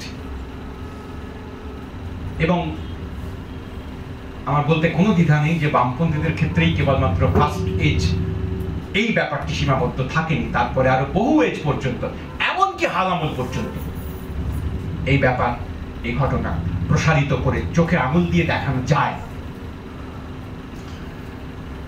কিন্তু তাতে কি দাঁড়ালো শেষ পর্যন্ত? আমি শেষ করব আমার কথা। বাঙালির রাজনৈতিক সংস্কৃতির এই নানান বিচিত্র রংবাহার যাকে বলে, কখনো কখনো ব্যক্তি আক্রমণ, কখনো কখনো খুবই জরুরি কতগুলো দাবিকে, অধিকারের দাবিকে, আমি একটা সমান মানুষ, এই স্বাধীনতার পরপরই আমাদের রাজনীতির সংস্কৃতিতে খুব জরুরি একটা প্রসঙ্গ গেঁথে দেওয়া গেছিল, গেঁথে দেওয়া গেছে এখনো পর্যন্ত। ডান বাম কোনো ভাগাভাগি করছি না। যিনি তথাকথিত ডানপন্থী তিনিও মনে মনে এটা এখন গভীরভাবে আমার আমার আমার আমার বলতে কোনো দ্বিধা নেই যে বাংলার সব রকম পক্ষের মানুষের মধ্যেই এই কথাটি একটা বিশ্বাস আকারে আছে যে আমি সবার সমান, আমি অন্যের সমান, আমি কারোর চাইতে ন্যূন নই। চোটে আমি রিক্সাওয়ালা হতে পারি, আমি জুতো সেলাই করতে পারি, আমি নানান কোট আনকোট ছোট কাজ করতে পারি, কিন্তু আমি সমান। অসম্মান করলে তোমাকে রুখে দেবো, চারটে কথা শুনিয়ে দেবো। সকল ছোট জাত হলেও তোমার অপমানের আমি সামনে চুপ করে থাকবো না, আমি একটা উত্তর দিয়ে আসবো। সেইটা খুব আমরা মাঝে মাঝে আমার ছোটবেলায় এরকম আমি দেখেছি দু একবার যে আমি দেখতাম যে ধরুন কিরকম মজা, রিক্সাওয়ালা আমার খুব দুঃখের কথা, আমার খুবই খুবই প্রিয় মানুষ, খুবই আদরের মানুষ, খুবই ভালোবাসার মানুষ, কিন্তু একটা ক্রিটিসিজম আমাকে এখানে উল্লেখ করতেই হবে যে রিক্সা দাঁড়িয়ে থাকতো ধরুন 4-5 জন রিক্সা, তো রিক্সার কাছে গিয়ে বলতে হবে যে যাবেন ভাই, বা যাবে তুমি, বা যাবি তুই, যেমন বয়স এবং যেমন বক্তা সেই অনুযায়ী তফাৎ হবে। তো সেই যার কথা বলছি তিনি সেই রিক্সার কাছে কিছুতেই যেতেন না, যে রিক্সার উপরে রিক্সাওয়ালা তিনি পায়ের উপর পা তুলে বসে আছেন, তার কাছে যেতেন না। তারপরে হেঁটে চলে যাবেন, কিন্তু ওইখানে গিয়ে তুমি যাবে বা তুমি আপনি যাবেন এটা বলবেন না। পায়ের উপর পা তুলে বসে যাবে কেন? কাস্টমার, আমি একজন ক্রেতা বা কাস্টমার, তুমি স্বাভাবিকভাবে বসো, পায়ের উপর পা তুলে বসে থাকবে? খুবই দুঃখ পেতেন, রাগ করতেন না বা খারাপ কথা, ভাই পায়ের উপর পা তুলে বসছিস কেন, এত বড় স্পর্ধা, এরকম বলতেন না, কিন্তু জাস্ট চলে যেতেন অন্যদিকে, হেঁটে হেঁটে যেতেন। কিন্তু আমি বলতে চাইছি যে পায়ের উপর পা তুলে বসে থাকার আমার অধিকার আছে। তুমি যেই হও বাবুটি, যে বর্ণেরই হও বা যাই হও, যতক্ষণ আমি আমার রিক্সায় বসে আছি এবং আমি একজন বিক্রেতা আর তুমি আসছো আমার কাছে কিনতে কাস্টমার হিসেবে, আমি পা তুলে বসে থাকতে পারি, পোষালে যাব, নালে যাব না। এইটে বহু বহু দিন, বহু পরিশ্রম, আমি আবার বলছি এই কৃতিত্বের জন্য আমি চৈতন্যদেব পর্যন্ত পিছিয়ে যেতে চাই এবং বামপন্থীদের কথা, গুরুত্ব, প্রসঙ্গ খুব শ্রদ্ধার সঙ্গে সম্মানের সঙ্গে উল্লেখ করতে চাই। কেউ কেউ খুবই রাগারাগি করবেন আমার এই কথা শুনে যে কি শয়তান লোক, দেখেছো চৈতন্যদেব ধরছে এক হাতে, বামপন্থীদের ধরছে আর এক হাতে, কোনো দিকই ছাড়বে না, ধান্দাবাজ টাইপের লোক। কি করবো, আমার উপায় নেই। বাংলার রাজনৈতিক সংস্কৃতির ইতিহাস ধরতে গেলে আমাকে চৈতন্যদেবের সমস্ত তার অনেক প্রসঙ্গে আমার আপত্তি বক্তব্য নানা রকম থাকলেও এই তো অস্বীকার করার ক্ষমতা স্পর্ধা আমার নেই। তো এই সব মিলিয়ে আমার বাংলার সাধারণ মানুষের ম্যাস লেভেলের পলিটিক্যাল কালচারে এটা খুব গুরুত্বপূর্ণ উপাদান হয়। একে বের করা যাবে না, আর যাবে না যে আমি সমান এবং আমার অধিকারের টান পড়লে আমি কিন্তু রাগ দেখাবো, আমি বুঝে নিতে যাব, প্রতিবাদ করব, আপত্তি করব। খুব ভয় দেখালে দুদিন ভয় পাবো, খুব ভয় পাবো, যদি মরে যায় এরকম মনে হবে, কিন্তু তারপর আবার আমি সমান এটা বলবো, আমি কিসে কম, আমি কিসে ন্যূন এটা বলবো, জানতে চাই না। বাংলার অনেক রকম রাজনৈতিক সংস্কৃতি, নানা রকম ওঠা পড়া, নানান বিপদ, আবার বলছি ঘৃণা এবং ক্রোধ, এই দুটিকে লেজিটিমেট করে তুলবার, চূড়ান্ত অ্যাগ্রেসিভনেস, হিংস্রতাকে এবং ঘৃণাকে লেজিটিমেট করে তুলবার যাবতীয় প্রচেষ্টা সত্ত্বেও যদি করে তোলা যায়, লেজিটিমেট করে তোলা যায় ঘৃণা এবং ক্রোধ এই দুটি প্রসঙ্গকে, তাহলে এই রাজনৈতিক ডিসকোর্সের সমস্ত দখল হাতে নেওয়া যাবে। আমি কেন এগুলো বিষয়ে এত তীব্র বক্তব্য আপনাদের সামনে রাখবার চেষ্টা করছি, তার প্রধান কারণ হচ্ছে যে ঘৃণা আর ক্রোধ এই দুটিকে যদি আপনি জাস্টিফাই করবার প্রকল্প শুরু করেন, তাহলে তা একটা সম্পূর্ণ বিধ্বংসী জায়গায় আমাদেরকে টেনে নিয়ে যাবে এবং আমাদের মূল যে বক্তব্য অধিকারের, সাম্যের, ক্ষমতার বিকেন্দ্রীকরণের, সেইটি কার্যত বিপর্যস্ত হবে।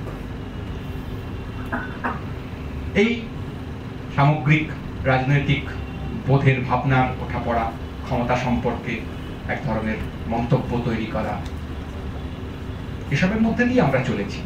বাঙালির রাজনৈতিক সংস্কৃতি এরকম নানান ওঠাপড়ার মধ্যে, কখনো কখনো দলীয় নানান অনুষঙ্গে আটকে পড়ে, বাধা থাকে, আবার কখনো ফেটে বেরিয়ে পড়ে। বাঙালি অত্যন্ত এক ধরনের রাজনৈতিক এজেন্ডায় আন্দোলিত হচ্ছে, হবেও ভবিষ্যতে। নানান পিটফলস যাকে বলে, ছোট ছোট খাত গহ্বর এসব আমাদের চারপাশে আছে এদিক সেদিক। পলিটিক্যালি ইনকারেক্ট থাকা নিয়ে একটা কথা বলবো বলেছিলাম, এটা বলি আমি শেষ করবো। এটা আমাদের খুব একটা ইদানিংকার বয়ান হয়ে দাঁড়িয়েছে। আমরা যখন কাউকে একটু ব্যঙ্গ করার চেষ্টা করি, একটু খোঁচা দেওয়ার চেষ্টা করি, তখন আমরা ইদানিং পলিটিক্যালি কারেক্ট, তুমি খুব পলিটিক্যালি কারেক্ট থাকার চেষ্টা করছো তুমি, হে বাপু। মানে তুমি আসলে তোমার প্রাণের আসল কথাটা বলছো না। সত্যি তুমি যেটা অনুভব করো, তোমার আসল যে পারসেপশন, অনুভূতি, সেইটা তুমি গোপন করছো। তুমি পলিটিক্যালি কারেক্ট কথা বলার চেষ্টা করছো, মানে সাজিয়ে গুছিয়ে বানিয়ে, অন্য লোকে শুনতে ভালো লাগবে, তোমার কোনো বিপদ হবে না, এরকম কথা বলছো তুমি। এটা বলার একটা চেষ্টা করা হয়, জানো এটা খুব খারাপ কাজ। পলিটিক্যালি কারেক্ট কথা বলা খুব খারাপ কাজ। তো তাদের কখনো কখনো আমার সুযোগ হয়নি, যদি কখনো হয় তাদেরকে আমি প্রশ্ন করতে চাইবো, পলিটিক্যালি ইনকারেক্ট কথা বলাটা খুব ভালো ছিল বুঝি। পলিটিক্যালি কারেক্ট থাকার পরিবর্তে আমি পলিটিক্যালি ইনকারেক্ট, এটা বললে খুব আহ্লাদ হওয়ার কথা, এটা খুব ঠিক একটা কাজ। আসলে কেন এটা বলা হয় এই কারণে, আবার এগেইন পলিটিক্যাল কারেক্টনেসের মধ্যে দিয়ে যে ধরনের যুক্তি চর্চা, রেশনাল অ্যাটিটিউডের চর্চা, এক ধরনের সংস্কারের চর্চা, জ্ঞান এবং বিবেচনা এবং পর্যবেক্ষণ এবং খানিক দূর পর্যন্ত ভবিষ্যৎ দেখতে পাওয়ার পরিকল্পনা, এসব মিলিয়ে একটি সিদ্ধান্ত গ্রহণের যে প্রক্রিয়া, সেইটি অপছন্দের। তার পরিবর্তে ওই আদত, আকাড়া, অরিজিনাল অনুভূতিকেই প্রকাশ করো। এটা এক ধরনের অ্যান্টি রেশনালিস্ট পজিশনকে আশকারা দেওয়ার চক্কর। তার থেকে আমরা এটা করি, কখনো সবাই করি, পলিটিক্যালি ইনকারেক্ট হওয়ার দিকে ঠেলবার চেষ্টা করি। পলিটিক্যাল কারেক্টনেস যেন খারাপ কাজ, কিন্তু পলিটিক্যাল কারেক্টনেসের মানে হচ্ছে স্রেফ আমি মনে করি, আবার বলছি আমার মনে করায় কাঁচকলা আসে যায়, কিন্তু আমার মনে করা বলতেও আমাকে হবে যে পলিটিক্যালি কারেক্ট থাকাই আমাদের কাজ, কারণ তাতেই রেশনালিটির চর্চা হয়। একজন ব্যক্তির আহ্লাদ, সুখ, ইচ্ছা, এইটার দ্বারাই কেবল গাইডেড নই আমি, এটা বলা হয়, এটা প্রতিষ্ঠা করা হয়। যদি আমি আরো অনেকগুলো গুরুত্বপূর্ণ প্রসঙ্গকে অ্যাকোমোডেট করে নিয়ে এটা সিদ্ধান্ত নিচ্ছি, এইটা বলা হয়। যদি পলিটিক্যাল কারেক্টনেস হয়, তাহলে I wish to B political correct. আপনাদের সবাইকে অনেকক্ষণ শোনার জন্য ধন্যবাদ, কৃতজ্ঞতা। হাবি জাবি নানা কথা এলোমেলো ভাবে বললাম, আশা করি অপরাধ মার্জনা করবেন। বাঙালির রাজনৈতিক সংস্কৃতি, এখন আমি যদি বলতাম যেটা বাংলার রাজনৈতিক সংস্কৃতি, খুব কি এসে যেত, মানে কিরকম মনে হতো, মানে আমার কিরকম একটা মনে হচ্ছিল একটা কথা, তো তোমার সঙ্গে মেলে কিনা দেখবো। এই থেকে মানে আমি খুব ঘেটে গেছিলাম যে আমি বাংলার রাজনৈতিক সংস্কৃতি বলবো, আর বাঙালি বললেই বা কি এসে যায়, বলো না। এইটা একটা খুব সমস্যার প্রশ্ন। মানে বাংলার রাজনৈতিক সংস্কৃতি যদি বলা হয়, তাহলে নিশ্চিতভাবে প্রশ্নের মধ্যে, মানে এই নামকরণের মধ্যে বা এই সংজ্ঞায়নের মধ্যে আসলে একটি ভূখণ্ডকেই মূলত ইঙ্গিত করা হচ্ছে স্পষ্ট। এটা অঞ্চল, একটা ভূ রাজনৈতিক অঞ্চলের মধ্যেকার মানুষজনের রাজনৈতিক কাজ কারবার, সংস্কৃতি, বোধ ইত্যাদির কথা বলছি। আর যদি বাঙালি বলে নির্দিষ্ট করে দিই, তাহলে একটি নির্দিষ্ট ওই বিশেষ ভাষার যারা মালিক, বিশেষ ভাষাকে যারা ব্যবহার করেন, বাংলা ভাষাতে যারা কথা বলেন, সেই মানুষজনের, বাংলা যাদের মূল ভাষা, মাতৃভাষা, প্রথম ভাষা, তাদের আলাদা করে স্পেসিফিক করতে চাইছি। এখন বাঙালি যদি বলি, তাহলে বাঙালির রাজনৈতিক সংস্কৃতি যদি বলি, তাহলে নিশ্চিতভাবে বাংলার বাইরেরও কোনো মানুষের তাতে অংশগ্রহণ থাকতে পারে, এটা আমি অ্যাকসেপ্ট করে নিতে পারবো। কিন্তু বাংলার রাজনীতির সংস্কৃতি যদি বলি, তাহলে সেটা সীমাবদ্ধ থাকবে কেবল বাংলার ক্ষমতা কেন্দ্র, তাকে মাথায় রেখে ওই বিশেষ প্রশাসনিক যে বর্ডার, সেইটাকে মাথায় রেখে তার ভিতরে যে রাজনীতির ওঠাপড়াটা চলছে সেটা। ফলে বাঙালি বললে এটা আরেকটুখানি প্রসারিত হয়। বাংলা বললে একটা ভূ রাজনৈতিক প্রশাসনিক অঞ্চল তাকে ওখানে একটা দেশ এবং জিওগ্রাফি এটা প্রধান হয়ে যাচ্ছে, আর এখানে ব্যক্তি মানুষ এবং সময় লগ্ন একটা মানুষ, ভাষা সংস্কৃতির একটা বিপুল প্রবাহ, এবং সেটা ওই দেশের বাইরেও কেউ থেকে সেটা করতে পারে, একটা অংশগ্রহণ করতে পারে, তাতে একটা কন্ট্রিবিউট করতে পারে। তখন আমার মনে হচ্ছিল যে এই যে এখন সারা দেশ জুড়েই যা হচ্ছে, বাংলার ক্ষেত্রেও তা হচ্ছে বা অনেক দিন থেকেই হচ্ছিল, বা সেই ধুয়োটা যাদের যাদের দেওয়া তারা দিচ্ছেন। দিল্লিতে নেতাজির মূর্তি হলো, আর আমরা বাঙালি গোত্রের আরো কিছু সংগঠনও জন্মালো, ইতোমধ্যে জন্মালো, এবং তারা অনেক হুঙ্কার টুঙ্কারও দেন। আমি জানি না তাদের ভেতরে কত শক্তি আছে, কিন্তু আমি বোঝাতে পারছি, আমি নাম উল্লেখ করছি না, আপনাদের ইচ্ছে করে করছি না।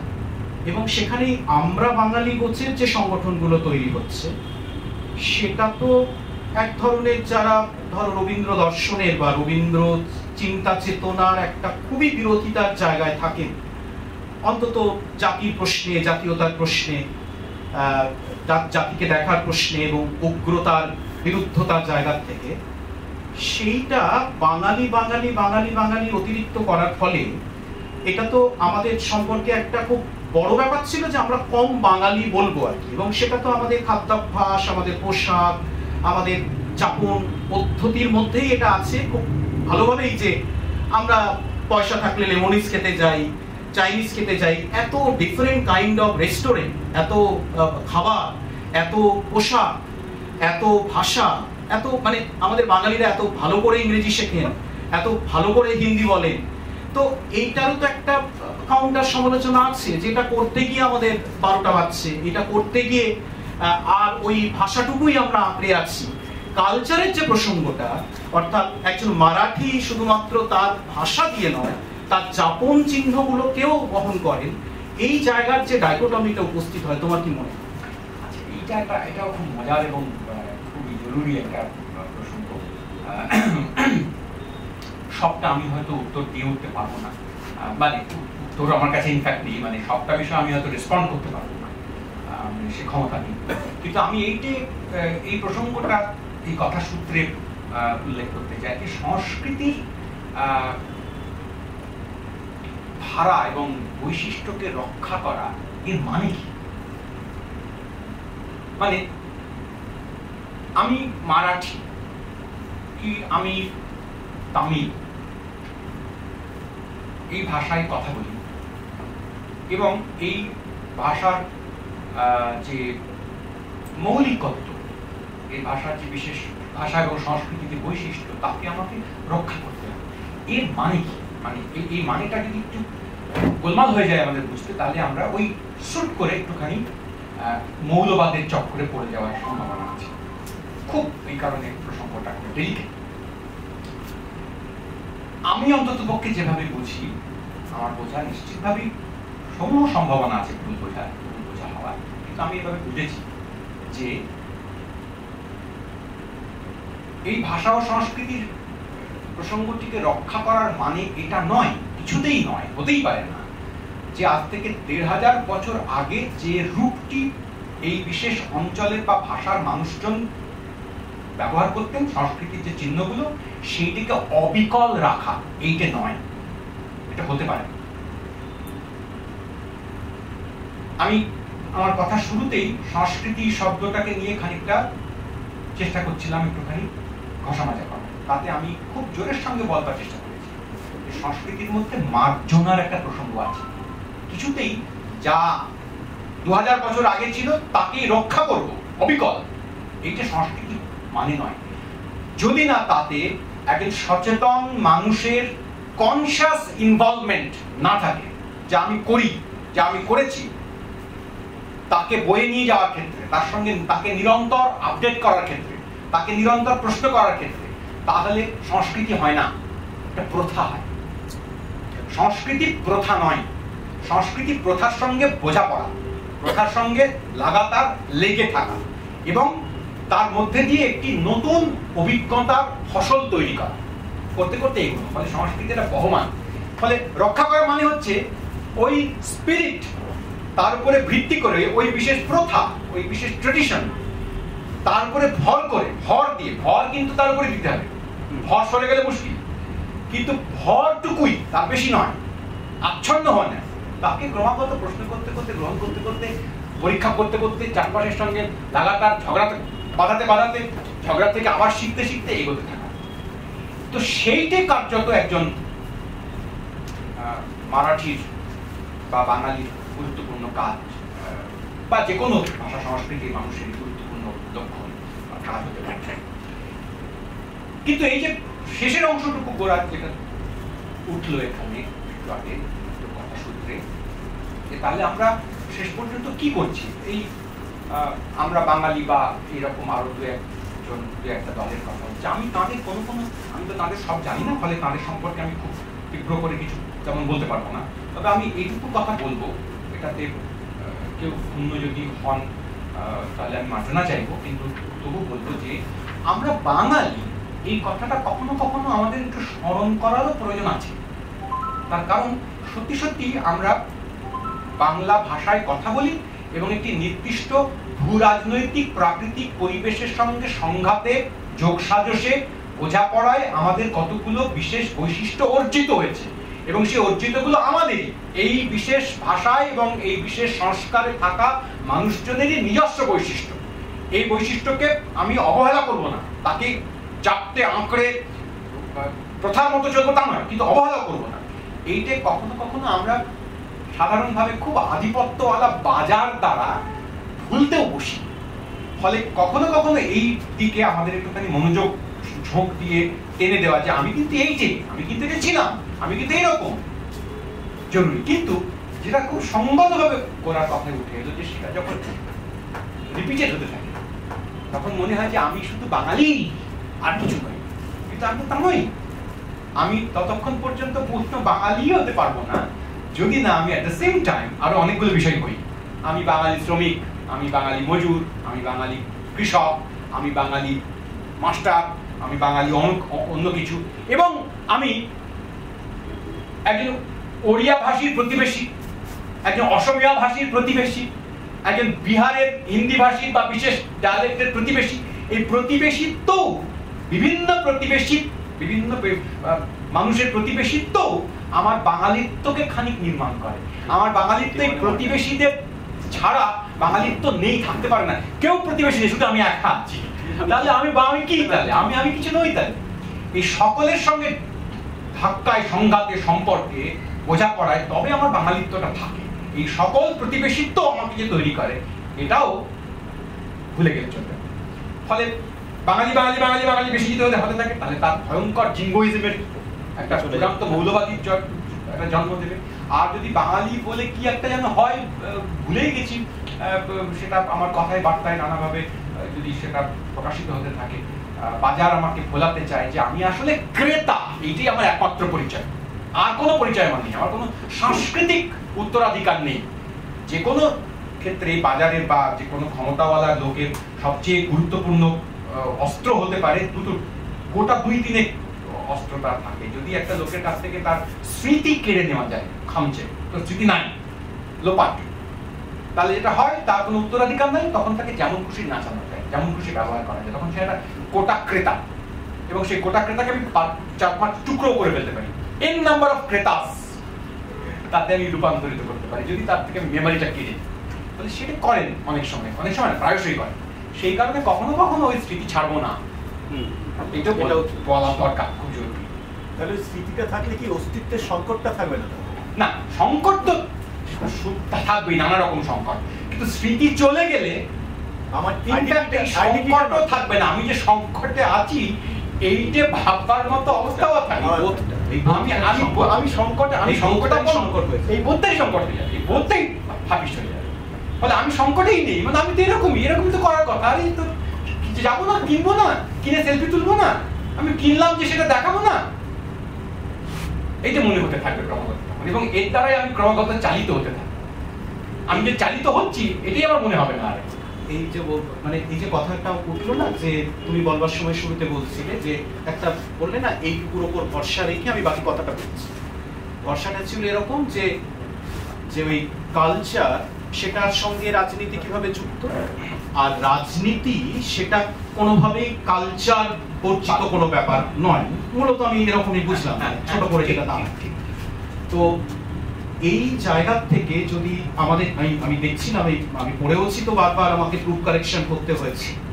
তাতে ধরো রাজনৈতিক সংস্কৃতি বলে একটা প্রবন্ধ লিখেছেন কুন্তল, আবার পশ্চিমবঙ্গের সংস্কৃতির রাজনৈতিক ব্যবহার নিয়ে একটা প্রবন্ধ লিখেছে।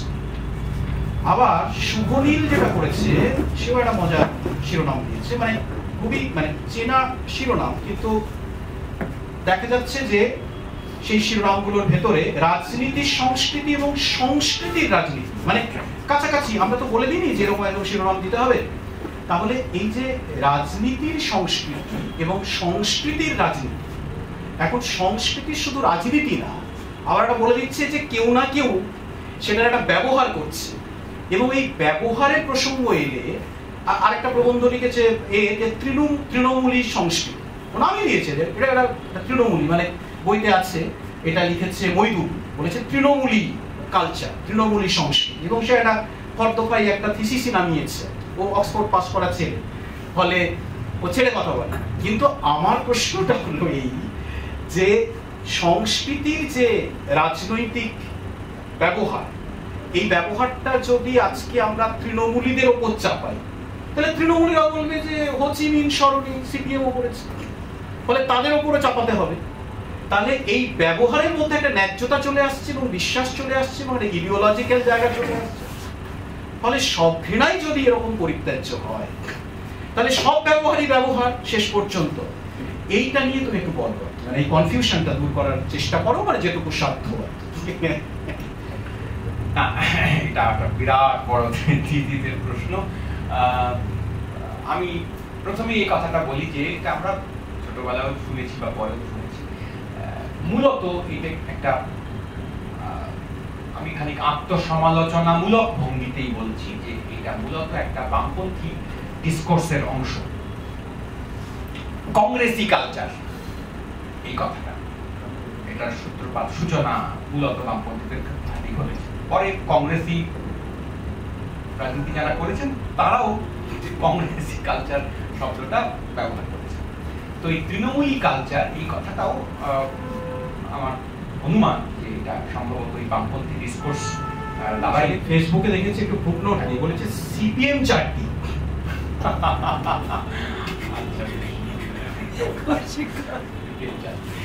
তো আমি এটা করা, কিন্তু আমি একটুখানি এখানে হাম্বলি দ্বিমত পোষণ করার চেষ্টা করব। এইটা বলে যে এটা হয়তো ঠিকই যে কখনো কখনো নিশ্চিত, এটা কোনো সন্দেহ নেই যে কংগ্রেস ভারতের রাজনীতিতে একটা বিশেষ শ্রেণীর স্বার্থ, আকাঙ্ক্ষা, উদ্দেশ্য, চাহিদা এগুলোকে প্রধানত রিপ্রেজেন্ট করেছেন, এবং যারা করেছেন তারা ক্ষমতার একটা বিশেষ পর্বে স্তরে তারা ছিলেন।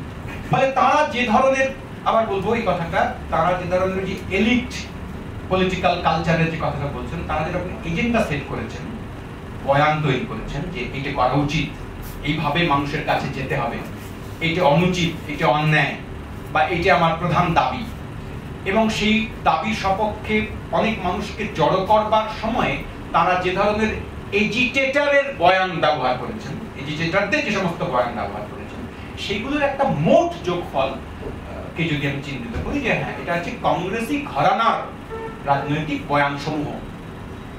এবং যেহেতু তারা ওই, আবার বলবো যে একটি বিশেষ শ্রেণীরই মুখপত্র পক্ষ হিসেবে তারা কাজ করেছেন, ফলে তাদের ক্রিয়াকলাপের মধ্যে যদি কতগুলো বিশেষ বৈশিষ্ট্যকে আমি চিহ্নিত করি এবং সেগুলোর নাম দিই যে কংগ্রেসি কালচার, তাহলে তার একটা মানে থাকে। কিন্তু মুশকিলটা হলো এই কংগ্রেসি কালচার কথাটা ব্যবহৃত হতে হতে শেষ পর্যন্ত এরকম তার তাৎপর্যে এসে পৌঁছতে থাকে যে, আমি বলছি এটা দয়া করে কেউ খারাপ ভাবে নেবেন না, একটা ডিগ্রেডেশন যাকে বলে, এটা একটা খইতে খইতে কোথায় এসে পৌঁছেছে।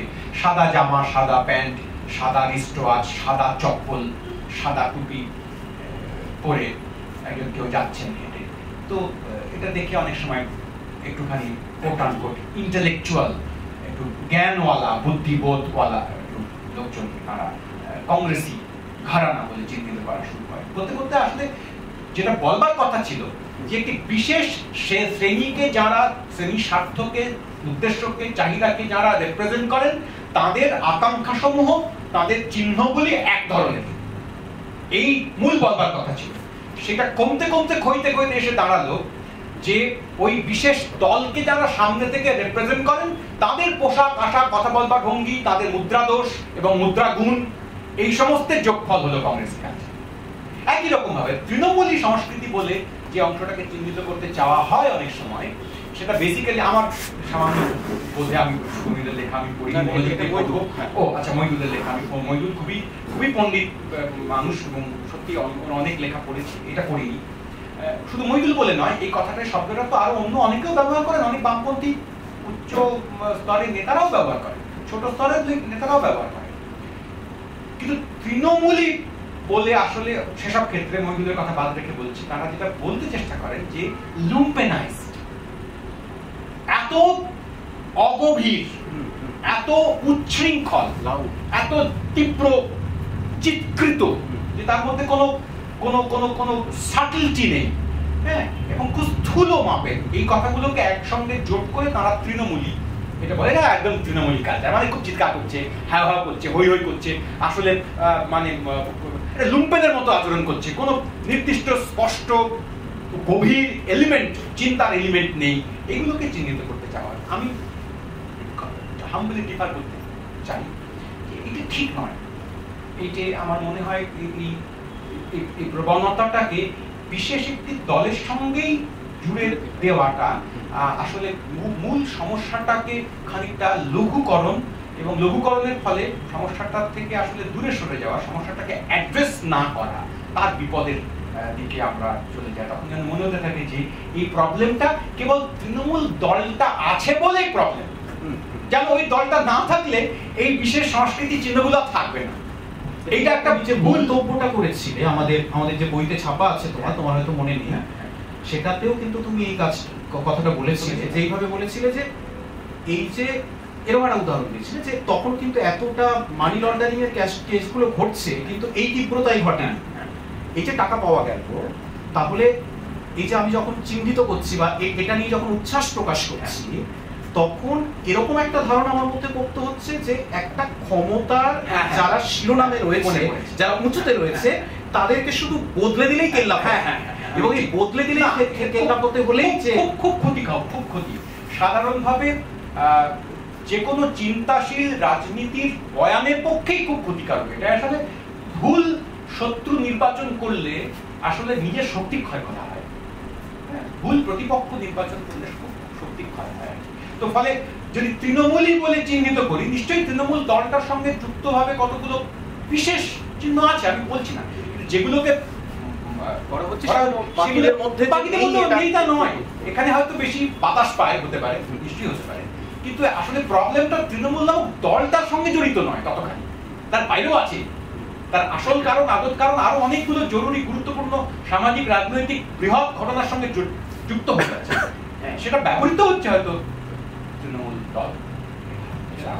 কয়েকটা প্রশ্ন এসছে, মানে আমি আমার প্রশ্নগুলোকে গিলে নিয়েই বলছি, কারণ ওগুলো মানে অনেকেই করেছেন। এখানে একটা কথা মূলত মানে অনেক 3-4টে প্রশ্ন আমি মাঝখানে পড়ে নিলাম, তাতে যে জায়গাটা দাঁড়াচ্ছে সেটা হচ্ছে এরকম যে এই যে আমাদের মনটা তৈরি হচ্ছে, বা এই যে আমাদেরকে নিয়ন্ত্রণ করা যাচ্ছে, বা যেভাবে আমরা নিয়ন্ত্রিত হচ্ছি, বা যে মূল বয়ান, যে মেটা ন্যারেটিভ যেটা পলিটিক্যালি বড় স্তরে মহা আখ্যান হিসেবে আমাদের উপর চাপছে, সে তো একরকম ভাবে আমাদের সম্মতি আদায় করছে। তো এই সম্মতিটা পাচ্ছে, একরকম ভাবে পাচ্ছে, তাই তো সেটা আছে, এবং আরেক রকম ভাবে যখন ভুলে যাচ্ছে তখন আরেক রকম ভাবে সেটা ম্যানেজ করার চেষ্টা হচ্ছে, কালচারকে ভর করে হোক, আরো নানা কিছুকে ভর করে, টুল করে হোক। তো এই মন তৈরির পেছনে যে মানে অনেকগুলো ফেসবুক ইত্যাদির কথা লেখা আছে, আমি বলছি যে এই যে এজেন্সিস গুলো লাইক ফেসবুক, হেনা তেনা, এইগুলো আমাদেরকে কিভাবে কতটা মানে আমাদের ওপর আমাদের এই সম্মতির পেছনে কি কাজ করে, এটা একভাবে বললে আমার মনে হয় অনেকগুলো প্রশ্নকে ডিল করে। এটা একটা অন্য সূত্রে অন্য প্রসঙ্গিগত কাল একটা জায়গায় কথা বলার সুযোগ হচ্ছিল, তখন প্রসঙ্গটা এসেছিল যে আসলে আমাদের একটা খুব সংকটের পরিস্থিতিতে আমরা আছি, সেটা হচ্ছে যে আমাদের সাধারণভাবে আধুনিকতা এবং সভ্যতা এটা ক্রমশ শিখিয়েছে যে শেষ পর্যন্ত ইন্ডিভিজুয়ালের চয়েস, ব্যক্তির ইচ্ছা এবং তার নির্বাচন, এটা কি সমধিক সবচেয়ে বেশি, সবার চেয়ে বেশি গুরুত্ব দেওয়া উচিত। ফলে আমি কোনো একটা কাজ করছি, আমি স্বেচ্ছায় করছি বা করছি কিনা, নাকি অন্য কেউ চাপিয়ে দিচ্ছে, সেই অধিকারটা রক্ষা করতে হবে আমাকে। এটা একটা আধুনিক রাষ্ট্র ব্যবস্থারও, গণতান্ত্রিক রাষ্ট্র ব্যবস্থারও অন্যতম গুরুত্বপূর্ণ বা প্রধান গুরুত্বপূর্ণ দায়িত্ব। গণতন্ত্রের প্রধান শর্ত প্রতিটি ব্যক্তি তার ইচ্ছার অধিকারকে তো রক্ষা করতে পারছে। এখানে একটা খুব ডেঞ্জারাস একটা জায়গা আছে। যেমন ধরুন, আমি প্রসঙ্গ করে বলি, এটা নিশ্চয়ই এই কথাটা যে ভুল তা নয়, নিশ্চয়ই এটা খুব জরুরি কথা। এবং যেখানে দেখা যাবে যে কোনোভাবে কোনো ব্যক্তির ইচ্ছা খর্ব হচ্ছে, চাহিদা, চয়েস তা থাকছে না, তখন নিশ্চয়ই আমাদের রুখে দাঁড়িয়ে চিৎকার করে যাতে চয়েস থাকে, সে চয়েস ভোগ করতে পারে, তার কথা বলতেই হবে, বলে যেতেই হবে। কারণ পৃথিবীতে সত্যি সত্যি এখনো বহু জায়গাতে এই মানুষের চয়েসের অধিকার নেই। যেমন হিজাব পরার চয়েস, হিজাব চয়েস। যদি কখনো কেউ বলেন যে এটা আমার চয়েস, আমি বোরখা পরে থাকবো, এটা আমার চয়েস, আমার এই অধিকারটা আমার আছে, আমি কোনো রিলিজিয়াস ডিকটাম হিসেবে হিজাব পরছি না,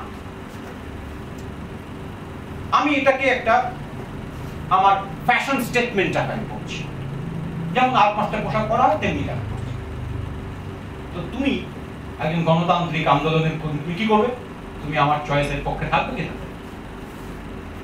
এখানে একটি আমরা একটা থমকে যাওয়ার মতো পরিস্থিতিতে পড়বো। তো চয়েস, হ্যাঁ, যদি এটা চয়েস হয় এবং যদি এটা আগের সংজ্ঞা অনুযায়ী রাষ্ট্রের দায়িত্ব হচ্ছে, এটা ন্যাচারালি ডেমোক্রেটিক একটা রাষ্ট্রের দায়িত্ব যে চয়েস তো রাখতে দিতে হবে। যদি কারোর চয়েস হয় তাহলে আমাকে বাধ্যতই এটা বলতে হবে যে হ্যাঁ, হিজাব যদি কারোর চয়েস হয়, বোরখা যদি কারোর চয়েস হয়, তাহলে সেই চয়েস হবে, তার পক্ষেই কথা বলতে হবে। তুমি না পাও,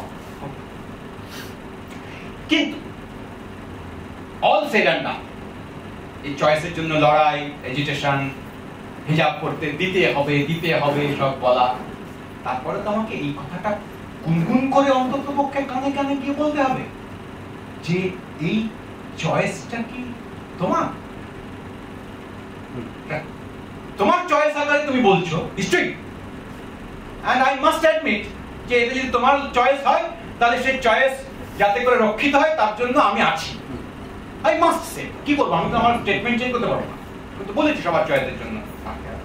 কিন্তু এই কথাটাও তো আমাকে হাম্বলি ফিসফিস করে হলো কানে তুলে দিতে হবে দ্য সেম টাইম, যে চয়েস বলে যাকে আমরা মনে করি, যাকে মনে করি, তা কি সত্যি আমার নিজের চয়েস?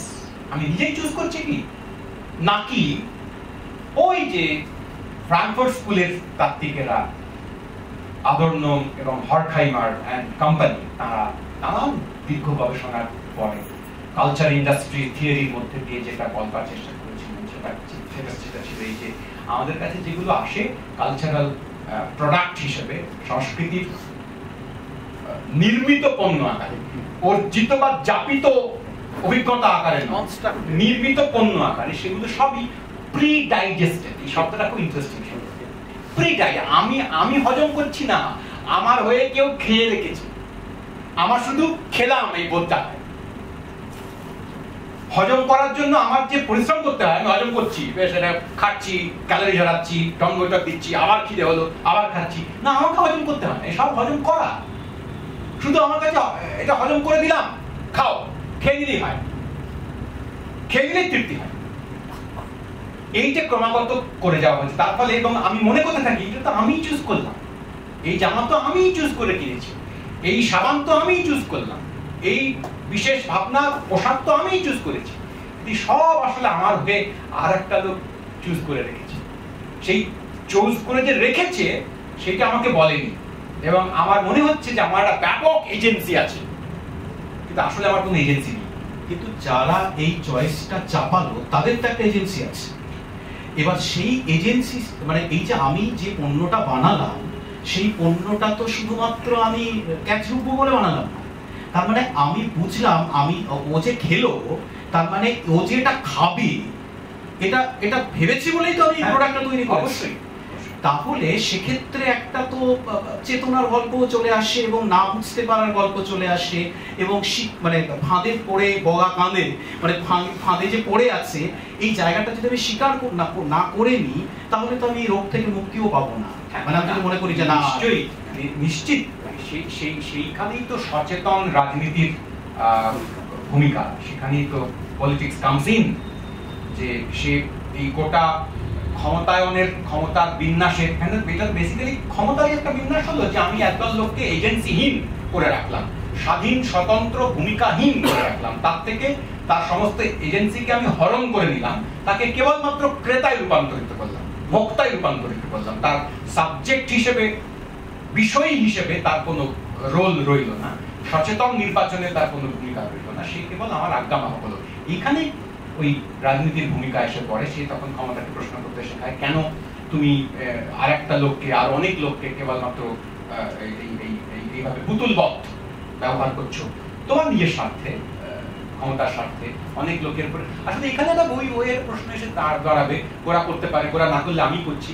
আচ্ছা, একদল লোক কেন এরকম করতে চেষ্টা করছে খামোখা? কি সুখ হয় মানে অনেক লোককে পুতুল বানাবো এটা ভেবে, বা অনেক আমি খাবো প্রচুর, ওরা ওরা ওরা কম খাবে বা ওরা আমার ইচ্ছা মতো খাবে, তার বিনিময়ে আমার বাজারে জিনিসপত্র প্রচুর বিক্রি হবে, তাহলে আমার মেলা পয়সা হবে। কিন্তু কি সুখ হয়? এইটা একটা খুব ইম্পর্টেন্ট কোয়েশ্চেন হতে পারে যে কেন এরকম করে। আচ্ছা, এটা তো খুবই বদমাইশি তো হলো শেষ পর্যন্ত, এটা খুবই বৃহৎ বদমাইশি, ছোটখাটো নয়, এটা বৃহৎ আকারের বদমাইশি। তো বাংলায় ছোট করে যদি হামগুলি এই প্রশ্নটা একটা নাইভ কোয়েশ্চেন, কথাটা খুবই ভালো খিল্লের মতো শোনাবে, কিন্তু আমি প্রশ্নটা মাঝে মাঝে করার চেষ্টা করে দেখি, আচ্ছা পুঁজিওয়ালা না সেই তো একদিন মরেই যাবি, এই কথা তো পুঁজিওয়ালা থেকে কেউ গিয়ে বলতে পারে যে আচ্ছা আপনাদের এরকম হিটলারও করেছে, আরো সবাই বলতে আপনাদের এরকম খাই খাই করেন কেন, এত খান কিন্তু একদল লোককে এরকম পুতুল বানিয়ে খাচ্ছেন কেন? এটা একটা মদের মতন, তীব্র নেশার মতন একটা প্রকল্প না, যে পুঁজি আকারে যদি এসে পৌঁছয়, আমরা কোথা থেকে কোথায় চলে গেলাম, পুঁজি যদি পুঁজি আকারে এসে পৌঁছয়, চাকা যদি একবার গড়াতে থাকে তাহলে সেই চাকার মালিক কে সেটার তোয়াক্কাও পুঁজি আর করে না, তখন তার নির্বিচারে রথের চাকার সামনে যা আসে কুড়িয়ে দিয়ে চলাটাই ওই সিস্টেমটার চিহ্ন। এবং সেই কারণে তুই বদমাইশ, তুই সরে যা, এই যে বললে ব্যাপার থেকে মুক্তি থাকে না। তখন এখান থেকে মুক্তি পেতে গেলে একমাত্র রাস্তা হচ্ছে পুঁজির ওই বিচরণের চাকা। আচ্ছা, আমরা তো এবার গোটাতে হবে আমাদের, তার কাছে তো স্যারকে বলবো ক্ষমতা সম্পর্কে মন্তব্য খুব স্ট্রেট, ছোট্ট, সংক্ষিপ্ততম জায়গায় ক্ষমতা সম্পর্কে মানুষের মন্তব্য এবং প্রতিক্রিয়া। মন্তব্য আমার প্রতিক্রিয়া অর্থে যে আমি ক্ষমতাকে কি করে দেখি এবং তাকে কি করে এনগেজ করি, তার সঙ্গে কখনো রিভার্ট করি, তার সঙ্গে যোগসাজশ করি ইত্যাদি। দুটো ক্ষেত্রেই খেয়াল করে দেখুন, এই দুটোতেই যে বেসিক আন্ডারস্ট্যান্ডিং অফ সংস্কৃতি এবং রাজনীতি, তাতে মানুষের কনসিয়াস এবং ইন্ডিপেন্ডেন্ট এজেন্সির একটা ভূমিকা আছে। মুশকিল হচ্ছে যে কর্পোরেটাইজেশন অফ কালচার যদি হয়, কালচারকে যদি একটা পণ্যে রূপান্তরিত করা যায়, তাহলে যা ঘটনা ঘটে প্রায় সমধরনের ঘটনা ঘটে।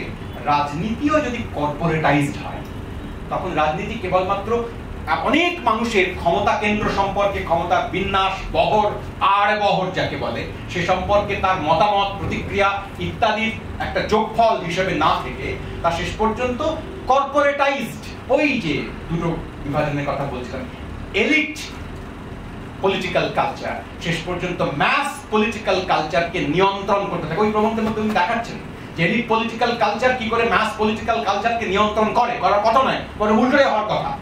কিন্তু এলিট পলিটিক্যাল কালচারাল যে ডিসকোর্সেস, সেগুলো শেষ পর্যন্ত কর্পোরেটাইজড হতে থাকে। পলিটিক্যাল কনসালট্যান্ট আসেন যারা আর 5টা বিভিন্ন কোম্পানিতে যেভাবে ম্যানেজমেন্টের ট্রেন্ড লোক হিসেবে পরামর্শ দেন কি করলে কি ভালো হবে, কি করলে অনেক গোটা সমাজের সাধারণ চিন্তাকে ডমিনেট করা যাবে, মূল বয়ানগুলোকে বক্তব্যগুলোকে নিয়ন্ত্রণ করা যাবে, সে বিষয়ে পরামর্শ দেন। এবং তাতে পলিটিক্স মানুষের সচেতন ম্যানেজমেন্টের কৌশল হিসেবে হয়ে দাঁড়াচ্ছে। যদি খুব রুখে আমরা না দাঁড়াই তাহলে পলিটিক্স কর্পোরেটাইজড হবে, এলিট পলিটিক্যাল কালচার সেটাই ডমিনেন্ট পলিটিক্যাল কালচার হয়ে দাঁড়াবে, মাস পলিটিক্যাল কালচার শেষ পর্যন্ত থাকবে না। টু পলিটিক্যাল কালচার ভারতবর্ষে লোকেট করেছিলেন ওই বইয়ের ওই প্রবন্ধের লেখক, সেই টু আর থাকবে না, একটাতে মেল্ট ডাউন করবে শেষ পর্যন্ত। হ্যাঁ, এবার আমাদের থামতে হবে। তো মূলত যে কাজটা সেটা হলো কবিতা বলবার সময় বলেছেন যে মানে এই জায়গাটা হতে হতে এমন তো আমরা শুনতে পাচ্ছি মানে একেবারে অত্যন্ত পলিটিক্স করছেন এমন লোকজনও বলছেন, এমনকি আমি কখনো কখনো বামপন্থী মানুষজনের মধ্যেও শুনেছি যে তুমি রাজনীতি কেন করছো, রাজনীতি করছো কেন।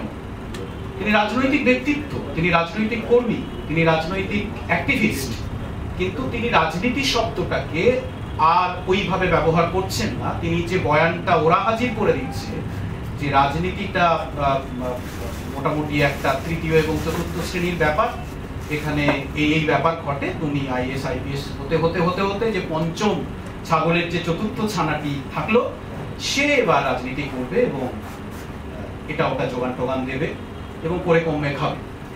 এই ব্যাপারটার পরেও কাফিদাকে আমি ধন্যবাদ জানাবো এই কারণে, বা কাফিদার কাছে বারবার আমরা ফিরছি এই কারণে।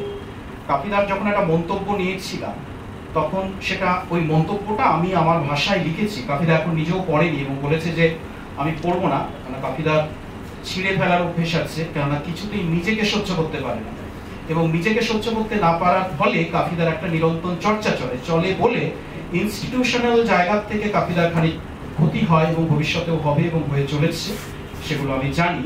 কিন্তু চিন্তা চর্চার জায়গা থেকে এর একটা কর্ষণ হয়, একটা কালচার হয়, একটা নার্চারের মধ্যে থাকার কারণে জায়গা। এবং এই আলোচনাটা শেষ পর্যন্ত যেটা জায়গায় দাঁড়ায় যে যদি কিছু বোঝাবুঝি করতে হয় তাহলে কোনো এসপার ওসপার করে ফেলা যায় না, এবং এসপার ওসপার করা তো যায়ই না, বরং কতগুলো খুবই মানে কি বলবো একেবারে সূক্ষ্ম দোদুল্যমান কতগুলো সুতোর ভেতরে আমাদেরকে মানে পুতুল নাচের মতো করে নাচতে হয় এবং থই পাওয়ার চেষ্টা করতে হয়, এবং এই নিরন্তর চেষ্টা করে যাওয়ার ভেতরেই একটা অনন্ত খোঁজের ভেতরেই আমাদের থাকতে হবে। এবং সেই কারণেই কাফিদার ওই শেষটা আমি তারপরে দুটো কথা বলেছিল কাফিদা, কিন্তু আমি লিখেছি যে আমাদের দেশের রাজনৈতিক সংস্কৃতির বিপদ ও সম্ভাবনা আমি একই সঙ্গে দেখতে পাচ্ছি। প্যারোকিয়াল প্যাটার্নটা বিষয়, আবার পার্টিসিপেটরির সম্ভাবনাও যথেষ্ট পরিমাণে তৈরি হচ্ছে নানাভাবে নানা মাত্রায়। ফলে বিপদগুলো আছে, আবার তার সঙ্গে সঙ্গে পার্টিসিপেটরির জায়গা থেকে অন্য মাধ্যমে, অন্য উপায়ে, অন্যভাবে, অন্য কায়দায় তারও কতগুলো উচ্ছ্বাস, উদ্দীপনা, বিবেচনা কিন্তু আমাদের রাজনীতির মধ্যে জমছে। ফলে সেই জমাগুলো কি রূপ পাবে সেগুলোর ভবিষ্যৎবাণী করা যায় না, কোনো সোসিওলজিস্টই সেটা করতে পারেন না, আমরা তো সাহিত্য পড়ার ছেলেপুলে। তো সেইটা একরকম তো পাবি, কেননা চিরকাল একরকম থাকতে পারে না, তাই তো আমাদের চায়ের দোকানে যেভাবে বদলাবে সেই বদলানোর আশা নিয়ে সবাইকে শুভেচ্ছা জানিয়ে শুভরাত্রি জানিয়ে আজকের এই আলোচনা।